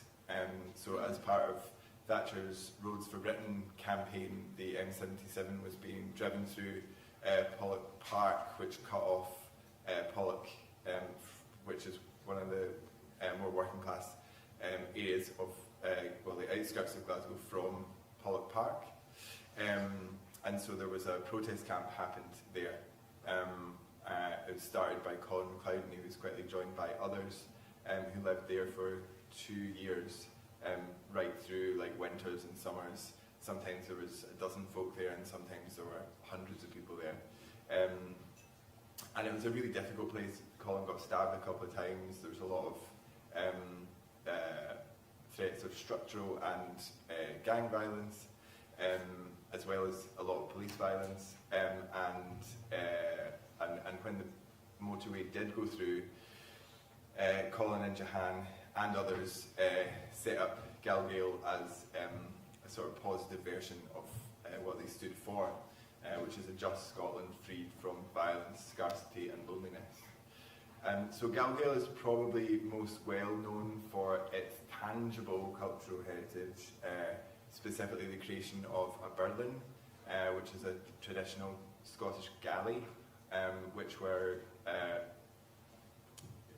used around the west coast and northern Isles of Scotland up until about the 16th century, when they were banned.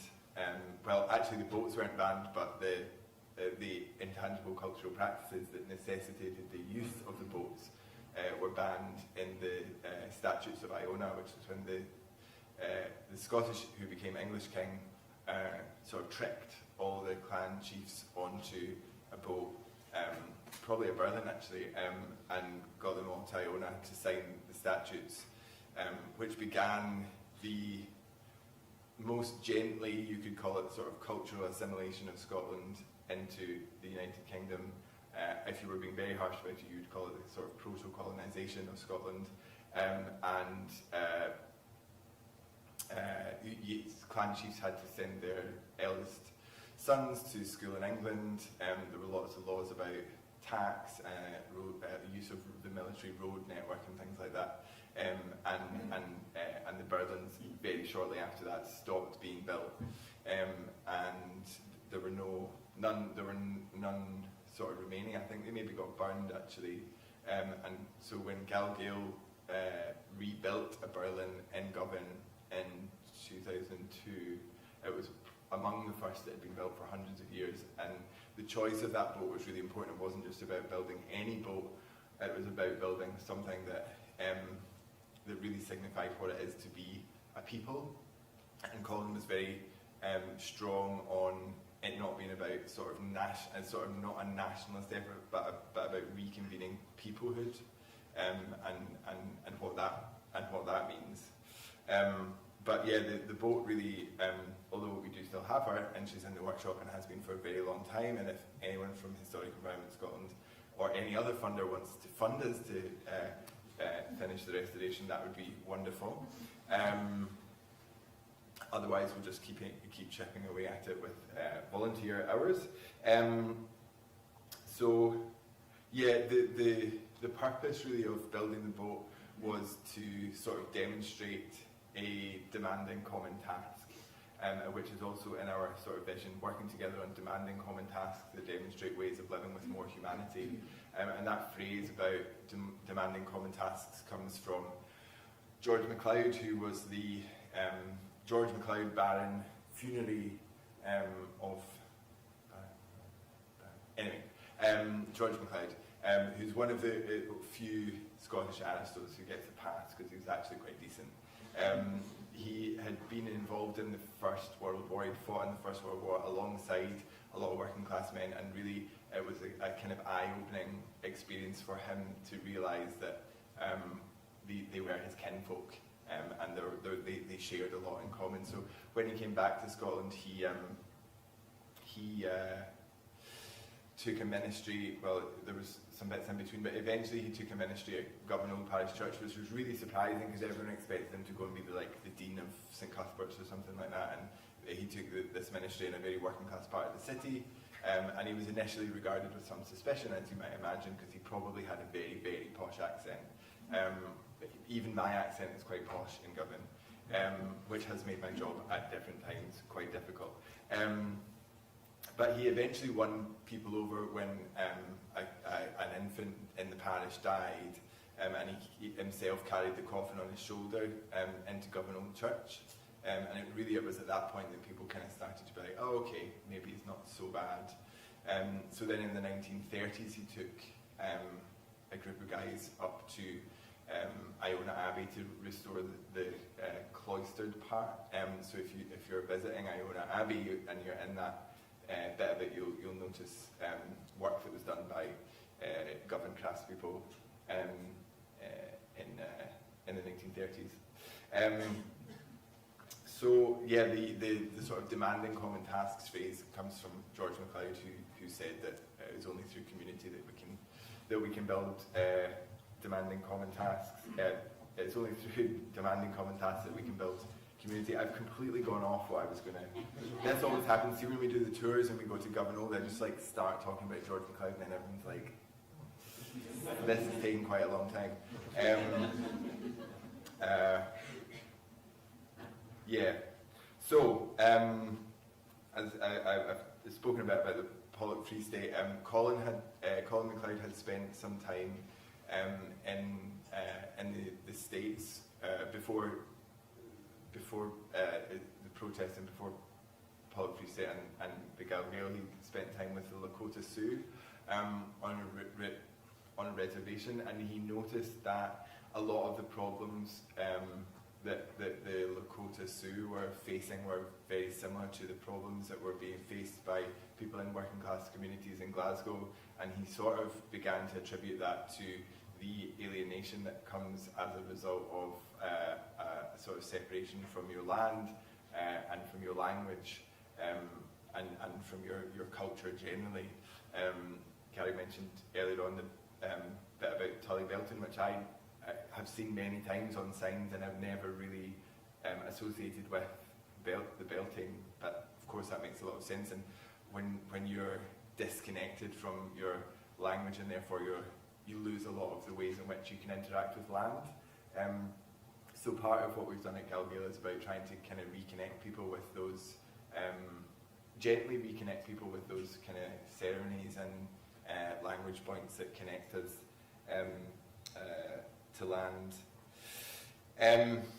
So the last time Hamish Henderson sang The Freedom Come All Ye in public was at the lighting of the Beacon for Democracy on Calton Hill in 1998, and the brazier that's on top was made at Galgale. And it's a song that I really love, and I think there's particularly relevant is the last verse in terms of what we're talking about today. I just had to swallow my chewing gum so I could sing. Otherwise it would just pop out. Or I could have done that, but that would be disgusting.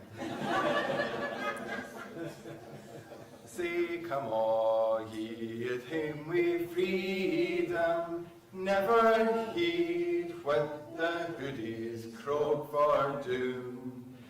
In your house all the beds o' Adam will find brie, barley free and painted room. Thank you for joining in, I felt quite self-conscious.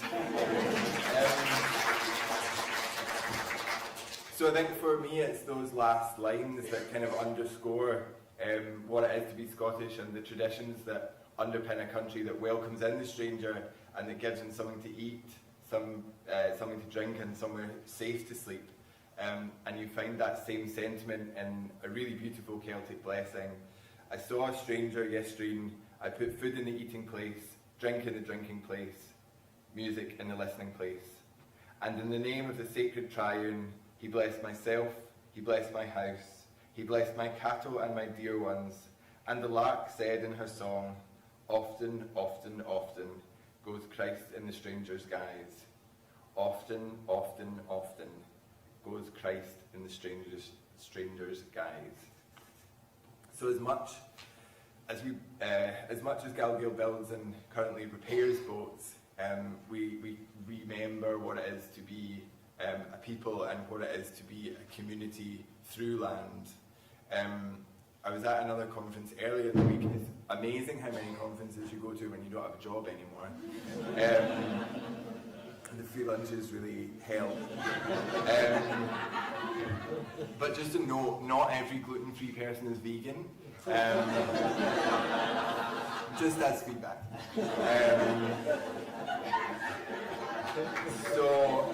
I was at this other conference earlier on in the week called Scotland's Land Reform Futures, which was at the James Hutton Institute. And what was really noticeable was that culture was nowhere on the agenda.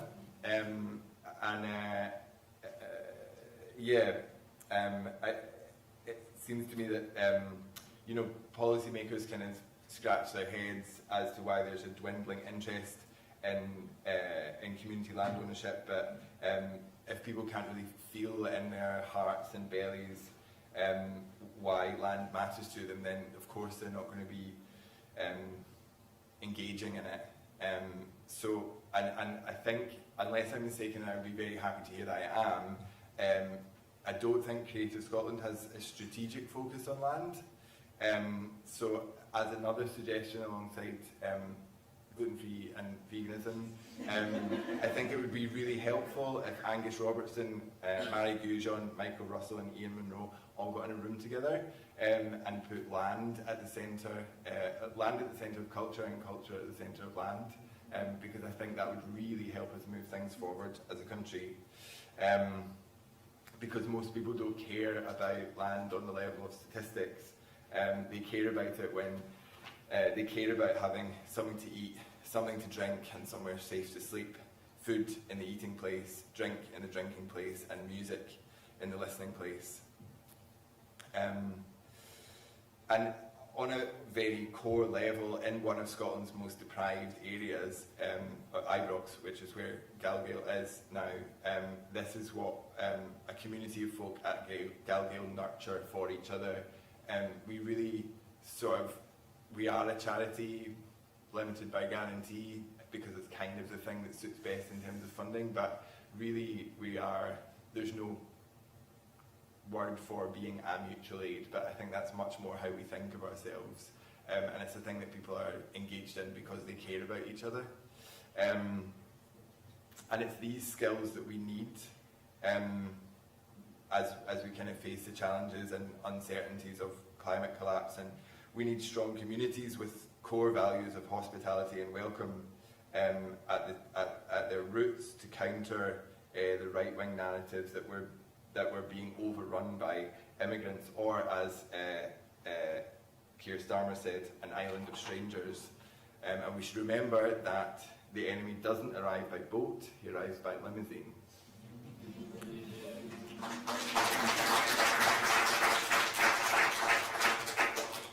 So Galgale's name refers to the sort of 9th century some of the 9th century peoples of Scotland, the tribes of the Galgale. So the Gal means foreigner or stranger, and the Gael is the person of the heartland.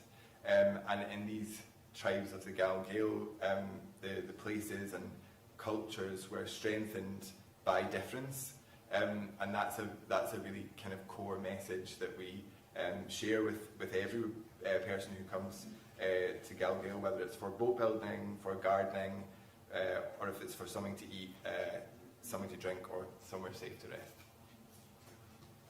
Thank you.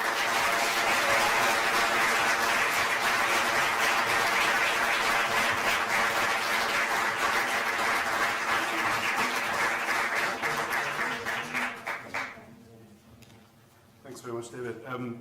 And now, very excited to hear from Rachel Blanche from Creative Services Scotland on EDI and traditional arts research.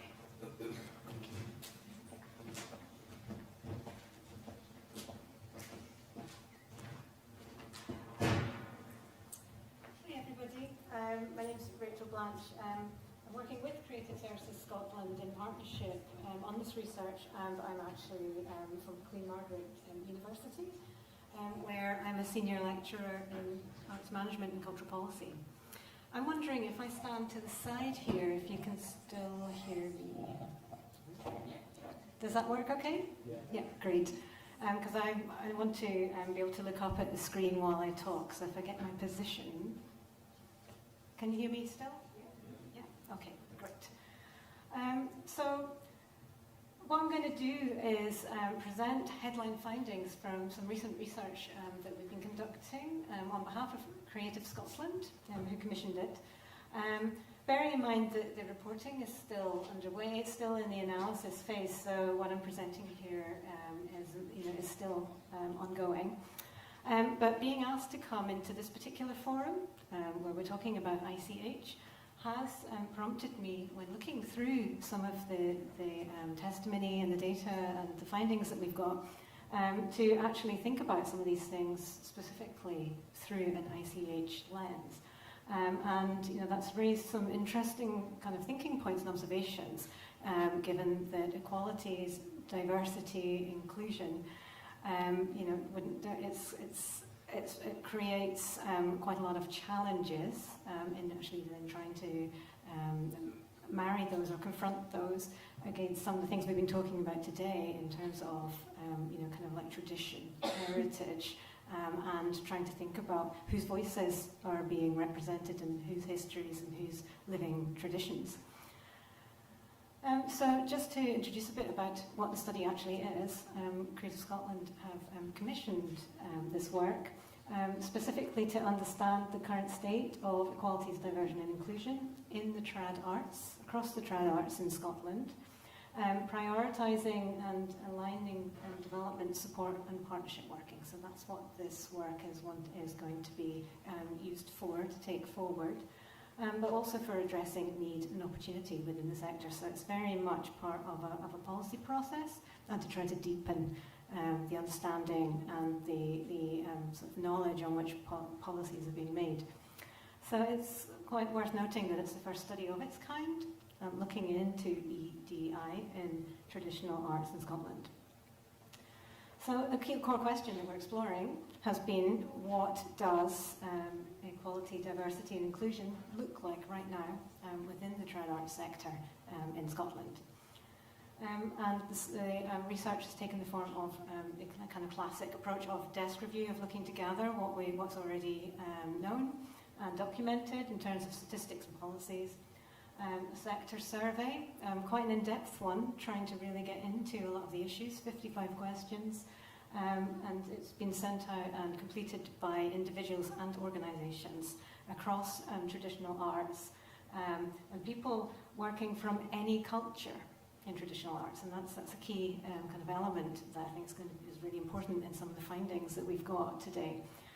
46 respondents to that, and then 3 focus groups were having very in-depth exploration with 15 practitioners, again from across the traditional arts in Scotland. So the research has really tried to explore lived experiences of equality, diversity and inclusion with the people we're speaking to, and we've generated a very large amount of testimony and insights, which I'm going to share some of which with you today. So when we're talking about traditional arts, and certainly from Creative Scotland's point of view, there's a definition that traditional arts is traditional music, it's dance, it's storytelling, it's craft, from any culture that's produced in Scotland. Obviously Creative Scotland also has responsibility now for intangible cultural heritage. And looking at how this is presented, like on the website at Creative Scotland, that's managed through its Place Partnerships and Communities team, and they have dedicated officers there for traditional arts and for Gaelic arts. So we can see that the fact that we've got traditional arts and Gaelic arts within the ICH team, just how intertwined trad arts is with understandings and management of ICH in Scotland.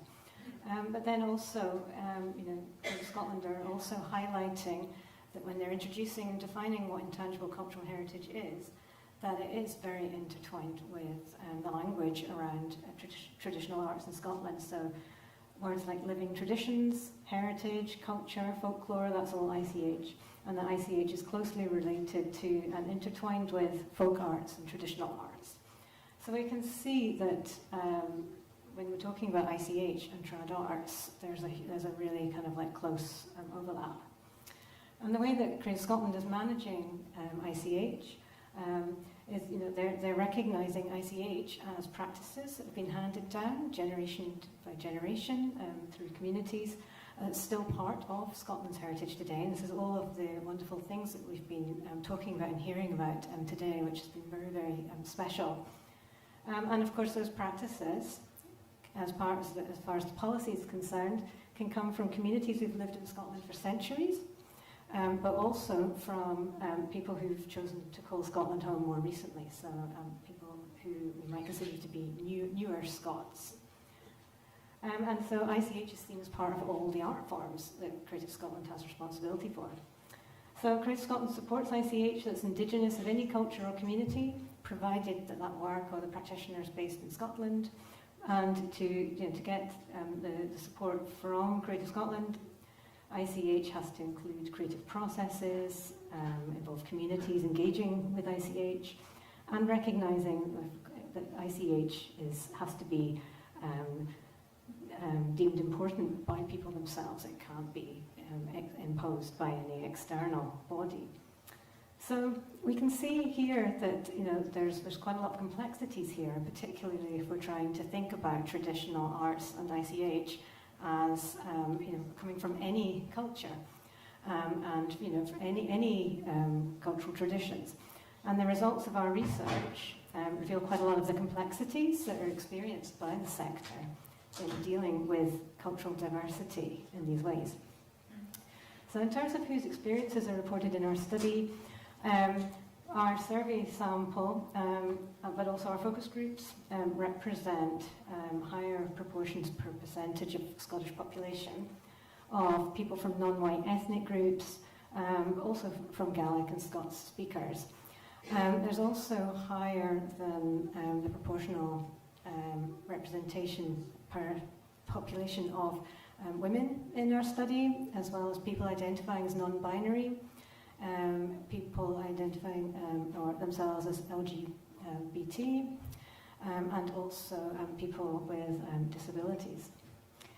And in terms of art forms and traditions, we've kind of categorised people responding to our survey using the art forms that Creative Scotland includes in traditional arts. But we can see that an interdisciplinary and a multi-art form focus is a real characteristic. It's a core aspect of many of the traditional arts in Scotland. Lots of people are saying that their work is multi-art form or it crosses disciplines. But we can see, and I think this is going to be quite important when I present some of the findings, that a very large proportion of the respondents I'm talking about come from the music sector, and so a lot of it's about professional contexts and people who are performing.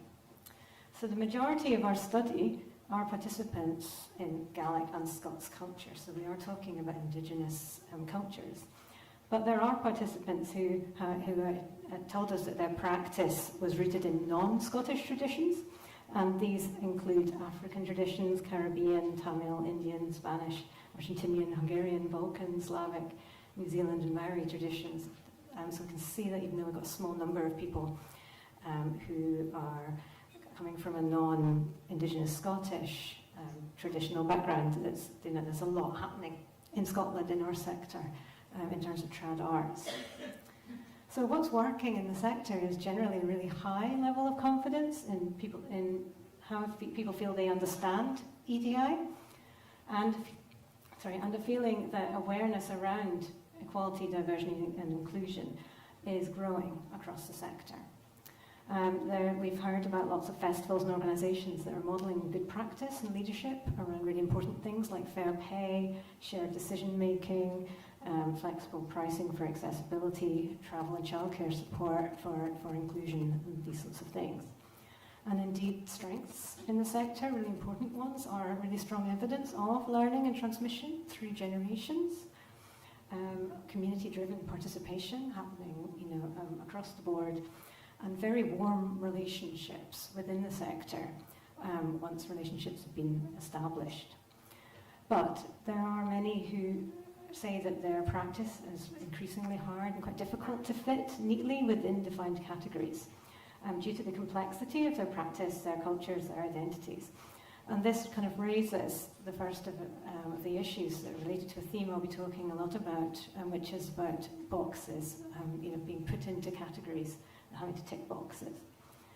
A lot of people feel that greater inclusion is needed through broadening understanding of what traditional arts look like, to include things like fashion, food, digital art forms, etc. And this morning when we were hearing about the Living Heritage list, I noted that that listing does include some of these broader characteristics.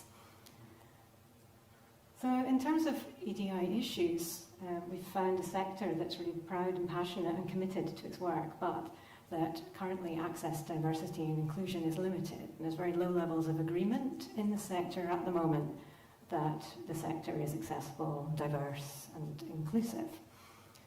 The majority of people see challenges to full participation in the sector across protected characteristics and geography. So, there are things that we've found, we kind of reporting around discrimination and bias, mostly around gender or disability, inaccessibility in venues and heritage buildings, financial barriers that prevent people from engaging in trad arts, low pay or no pay being a big one, travel, childcare equipment, and then rural issues around isolation, informal spaces, poor transport. So these are key themes in our reporting. But I'm really interested in, having been looking at ICH and coming here to talk about ICH, to be looking at the cultural diversity elements in this as well. So I mentioned this key theme of boxes that came up. This is being put in boxes, required to tick boxes, people reporting not fitting boxes or even feeling boxed in to a particular category. And these categories might be administrative ones, but they might also be cultural boxes. They could be conceptual boxes as well. I'm sharing some quotes of what people have told us. Boxes have a habit of only telling us part of the story, where they're really looking for one-word definitions of people. And of course, heritage isn't that. Our identities and heritage don't fit like that. So I've mentioned trad artists who struggle to fit funding categories. But we've also heard about narrow norms of traditional arts are excluding more contemporary practice, boxes leading to perceived tokenism in the sector, and a lot of people increasingly feeling a bit used just for EDI optics as well. Here's a quote that, if you're representing an ethnic minority group in arts, culture and heritage, then you're immediately just labelled under a community engagement box. And then once you're in there, it's very hard to get out of that box. So while the concerns that related to non-Scottish cultural identities and traditions, weren't really dominant in our study, there were enough shared experiences reported in that really merit noting. And so where some in the sector kind of cherish the informal nature of the way that the sector works and say that that's welcoming, there are others who say that that same informality contributes to inaccessibility and exclusion in the sector, mainly because of hard to enter spaces or networks, unspoken rules, For instance, rules around expected behaviour are rarely explained, which is difficult for neurodiverse people or those from different cultures and those just plainly new to the scene. So there are kind of invisible barriers affecting culturally new or neurodiverse artists in being able to find these informal spaces and to join in these informal networks. So there's a lot of themes coming up about authenticity and belonging, some of which we've already heard today from previous speakers, talking about whose heritage are we talking about? How do we define what gets counted as ICH or not? And how do we value other people's traditions within our society? So there's issues of being othered reported in our study, not just with migrant or multicultural Scots, but actually with our Indigenous artists as well, which leads to some interesting tensions because we've got the not Scottish enough side of it, where we've got New Scots and global trad artists, as well as kind of Roma communities, reporting that they're not Scottish enough to be considered in traditional arts. But there's also too Scottish as well, where we have Gaelic and Scots artists finding that they're being tokenised, that the same few voices are repeatedly used or programmed. So I can expand a bit on this. So in the not Scottish enough side, we've got non-Scottish practitioners feeling othered through discrimination, but also performative expectations of what it is to be Scottish and being Scottish. So this assumption that you have to represent your native culture or play the role of an exotic foreigner that complies with Shara stereotypes. The idea that authenticity is held in high regard and associated with markers like accent or having that connection or ancestry being really present in performers at the professional level. For newcomers, there isn't a ladder to climb because there are things held in esteem that you can never represent because you're not from that lineage. So here we have example of expectations led by demand, where people aren't ticking the right boxes, so we have the boxes. But also, on the other end of the scale, we have Indigenous traditionalists, artists talking about their Scots or Gaelic languages, where talking about how opportunities for Gaelic artists working outside of music in particular to participate in events and festivals are really piecemeal, where the language barrier is used as an excuse not to programme Gaelic artists. So if we're included at festivals or in anthologies or events, it's on a 1 gil per series basis. So here we've got some indications of also not ticking the right boxes. Which kind of leads you to kind of think about what's that kind of middle ground that we're really celebrating as trad in Scotland, and why is that the case? So a big issue about this is around gatekeeping, where obviously festivals and organisations are seen as really important actors in the sector, but they're key gatekeepers. But that assumptions about audiences for certain kinds of work or demand for it are leading to kind of narrow representation in media and programming, with some work being excluded or overlooked for not fitting into a kind of more marketable standard of trad in Scotland. So this kind of raises questions about, about how the sector's how it has to operate according to what's marketable, or in terms of audience demand and expectation. So there's an element of risk in there for people who are actually programming work. But things that people have actually been told, by organisations are, like for instance, we don't get audiences for Irish artists here, or our crowd don't turn out for people who don't look like them. So, there's a quite, kind of stark kind of statements. But without organisations and gatekeepers' support, it's quite hard to get funding and quite hard to then, get platformed in the sector. So this suggests that, like the policy environment, which is talking about, trad arts from any culture in Scotland, the ICH stipulations, that these are at odds with programming norms. So, to take this beyond commodification then, we have to recognise that what I'm talking about relates largely to the professional sector, the people who are seeking opportunities to perform and produce work. So, we're seeing this disconnect then, in that sense, between inclusive policies and a sector which has to exist by what it can programme according to expectations and demand. So if we broaden the focus to those who don't aspire to professionalise practice, we would see that diverse trad arts is flourishing across Scotland. And if we recognise that ICH and trad is also relevant at the grassroots level, then there's a lot happening in the sector that might require different support.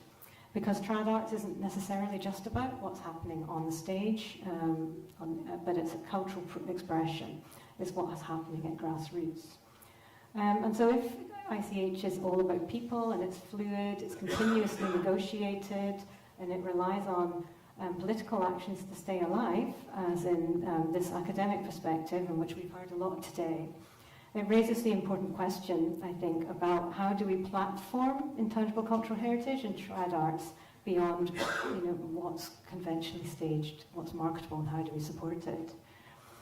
It's also been raised that that there's a proliferation of ICH agendas now and organisations now existing in the space that weren't there before, and with funders interested in different registers of cultural expression, and practitioners finding themselves having to navigate all of that. So just this all shows the complexity and difficulty, I think, of trying to make policy that conflates so many demands between community ICH and the professionalised sector trad. It risks generating more criteria and boxes. So to wrap up, the key areas for development are that people don't feel confident at the moment enacting EDI in practice, report having no established standards, people feel like this sector needs more development support, and because learning is so informal in the sector, particularly around EDI, it needs more supportive structures. So in terms of what the sector thinks will enhance EDI, it's about inclusive definitions of trad becoming more widespread. It's about removing professional barriers to belonging, opening up practitioner networks, investing in diverse practices, creating more spaces for EDI learning, and ongoing consultation and accountability.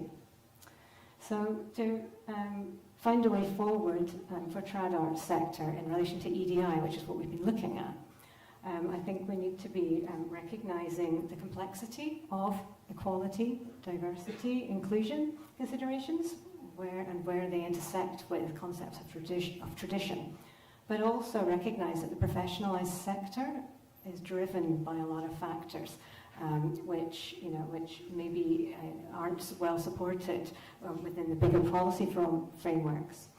So another quote from our study is that the challenge isn't necessarily only about widening the doors, but maybe thinking about the trad arts house and how at home who belongs there.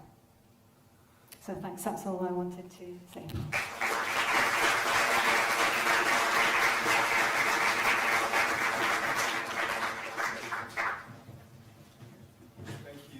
Thanks very much, Guramayu. Thanks to all our speakers and for everyone for listening. We have, I think, time for about 2 questions before a break, if there are any burning ones. If not, we can chat during the break, if you'd wish. Should we move on? Yeah. I'm aware that there's a lot of people online who might have questions, so my recommendation is that anyone who's been speaking at the event so far today, if you could meet me here and we can respond to those questions while everyone else has a quick 10-minute break. Yeah. So we've got a 10-minute break, and then we'll have the workshops after that. Can I just say, I didn't expect to be talking twice today, so I'm doing a workshop next. If you're in my session, just be kind. Thank you.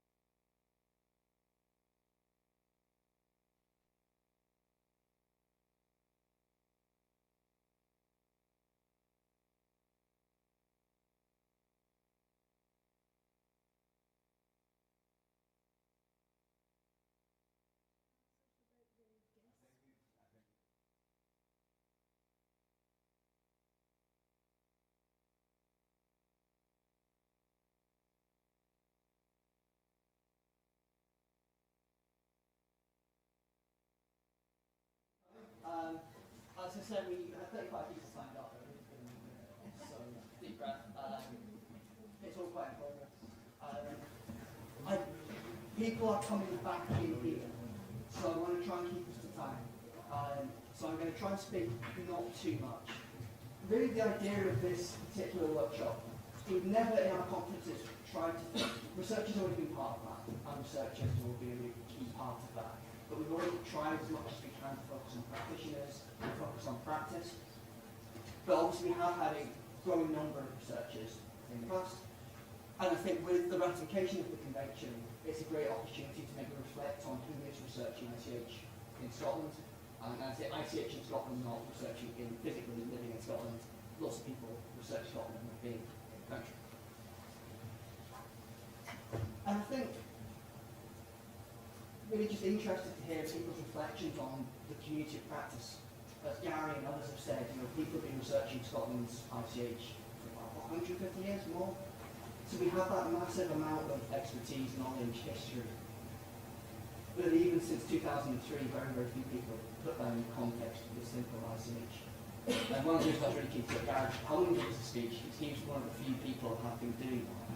Has been saying, look, I'm acknowledging, I'm studying economics in Scotland. And incidentally, it's the same, got the UNESCO Convention on ICH, and actually this something.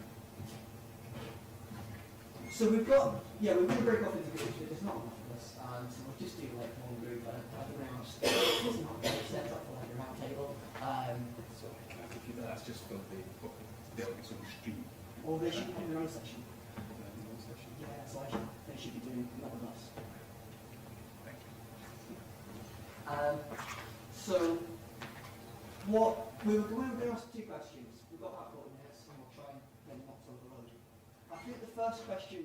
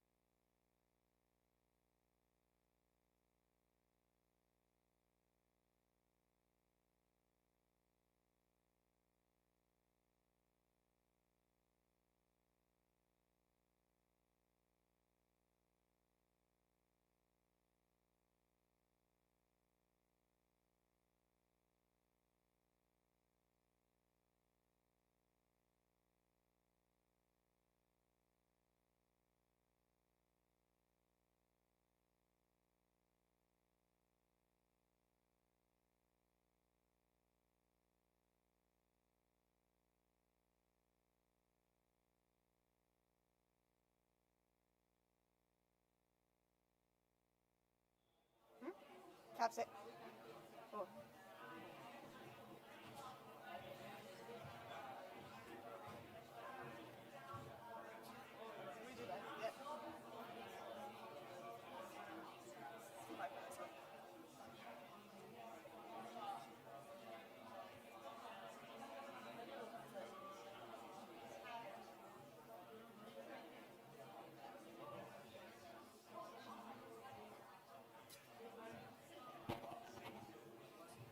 Hiya. Hello, hello.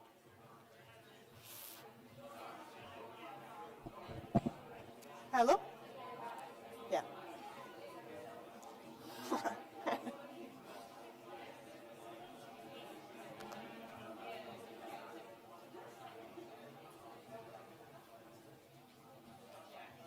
How about all set? Thanks so much for those of you that have managed to stick it out to the end. We've not got long left to go. We're just going to finish up with a quick wrap up. But first of all, we've got the video that we'd anticipated starting the day with from the Cabinet Secretary, Angus Robertson. So it's a bit of a welcome to the event that you've just been at. So enjoy. Hello everyone. Thank you for joining this year's National Conference on Intangible Cultural Heritage in Scotland. I'm only sorry that I can't join you in person in Perth today. As you are all aware, after many years of encouraging the UK government as the state party to ratify Intangible Cultural Heritage, or ICH, as it's known, this finally happened on the 7th of June 2024. We are now at an important juncture, as shortly all 4 nations will have their own ICH inventory list, which will be included within the overarching UK inventory list. The UK government will be launching the call for submissions for the new inventory lists, alongside further information on that process shortly. Scotland, as we know, is truly ahead of the curve here, as we already have a fantastic list of ICH which is safeguarded and managed by Museums Galleries Scotland since 2011. As Perth is today's venue, can I highlight a great local example of Scotland's ICH? That being the Hogmanay tradition in Comrie of the Flambeau Parade, where they carry flaming torches through the village before throwing them into the River Erne to cast away evil before the new year begins. This embodies the community nature of ICH perfectly, the whole village coming out and participating in this living tradition. In the Scottish Government, we are committed to supporting everyone's right to access and participate in ICH, whether that be through traditions, cultures, stories or songs. Through our public bodies, national performing companies and agencies, some of whom are represented at the conference today, we continue to safeguard and protect ICH in Scotland. I welcome the excellent news that Scotland's ICH partnership between Museums and Galleries Scotland, Historic Environment Scotland and Traditional Arts and Culture Scotland has recently secured £250,000 from National Lottery Heritage Fund. This is for a 3-year programme which will pilot 5 ICH projects in Scotland. It will help build a more comprehensive understanding of how ICH exists in and is practised by local communities across Scotland. The true value of ICH in Scotland cannot be overstated. This is how we write our stories of modern Scotland and how we connect with each other both in Scotland and those from further afield. In my role as Cabinet Secretary for the Constitution, External Affairs and Culture, I have the great honour of promoting Scotland and our living heritage around the world. This year we saw Loch's Gaelic Choir from the Isle of Lewis win the Gaelic Choir competition in New York's Tartan Week celebrations, a fantastic achievement where they also competed against a team from Shanghai who had been inspired to learn Gaelic and participate in Scotland's culture. Proof indeed, if it were needed, that across the globe people are learning about and celebrate in Scotland's ICH. Of course, the reach of Scotland's ICH throughout the world should be celebrated. and it is a reflection of the excellent work undertaken by partnership members TRACS and MGS, who received an invitation and visit to Paraguay. This was for the UNESCO Intergovernmental Committee meeting for the safeguarding of the intangible cultural heritage. I'm sure a great time was had by all who attended. In Scotland, the development of ICH has gone from stride to stride. The work of the partnership in protecting and promoting ICH in Scotland has been fantastic. The promotion of ICH is embedded in our culture strategies for Scotland. Both museums and galleries strategy and Our Past, Our Future, the strategy for Scotland's historic environment, include aims to promote and safeguard our intangible cultural practices. Scotland is privileged to have such a range of ICH across the country. It is part of the bedrock of our communities, and our inclusive approach to ICH will only lead to a greater sense of understanding and community. In conclusion, we have an incredible opportunity here to safeguard ICH in Scotland. The new Four Nations inventory process will be calling for submissions shortly, and this is a great way to showcase ICH in Scotland.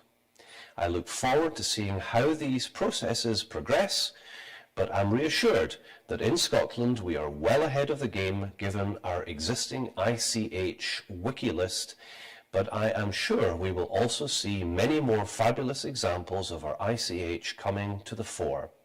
I thank you all for attending today's conference and for your support and hard work to make Scotland's ICH the success that it undoubtedly is.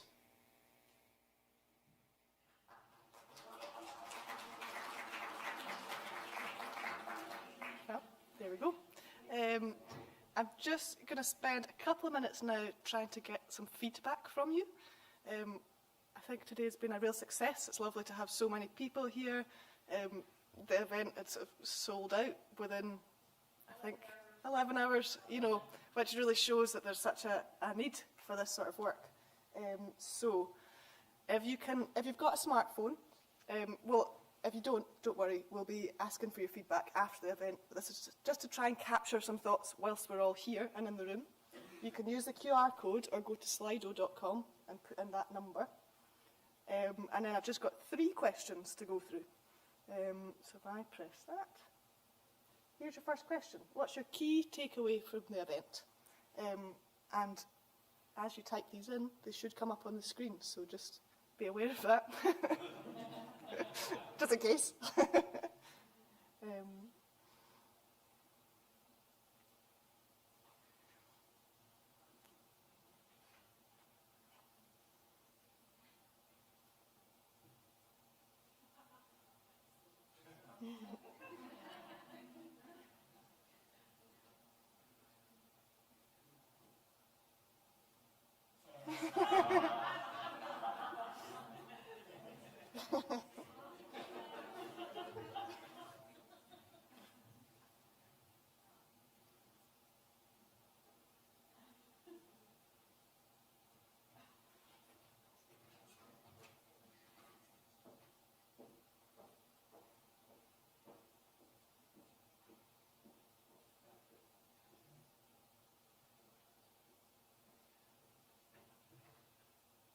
Just give it another couple of seconds.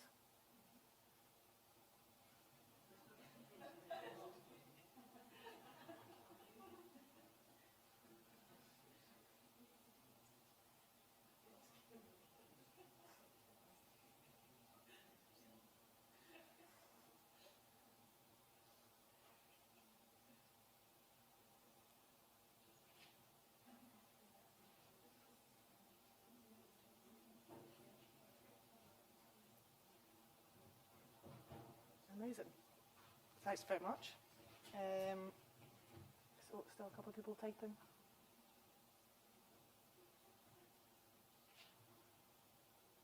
That's great. This will all be really useful for us to try and get more support and more funding to do more things like this. Right. If I go back to here, our next question. What else would you like to see from the ICH Scotland partnership? So that's Create Scotland's HES, MGS tracks, you know, we're putting on this event, it's a one-day event. What else would you like to see? Would you prefer that it was a multi-day event, or events across the year, online sessions, knowledge sharing, skill sharing, more networking? You know, what else could we be doing beyond this one conference a year?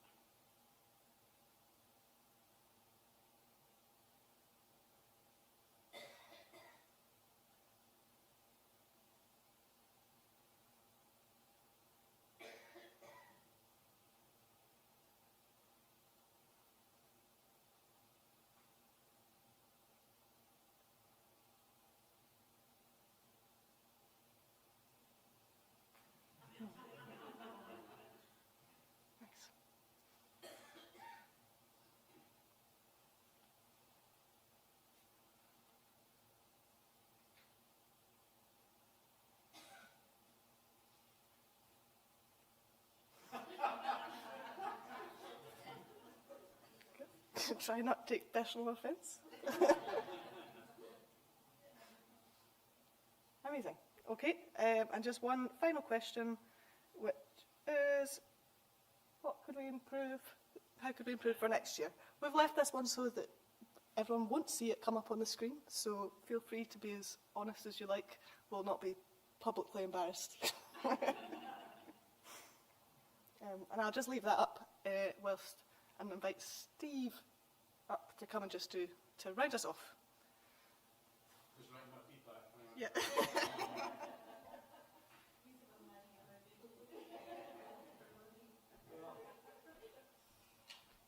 May surprise you to know I'm a vegetarian of 40 years vintage, but there we are. So, thank you all very much for coming along today. I think it's been a fantastic coming together of lots of interests from all over the country. I've seen people from all corners of Scotland here today and further afield.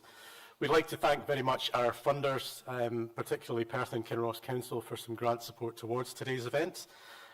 Please give a warm thanks to everyone here at the venue, from the catering staff, the front of house, and the folks on the tech team. Thank you all very much for your support today.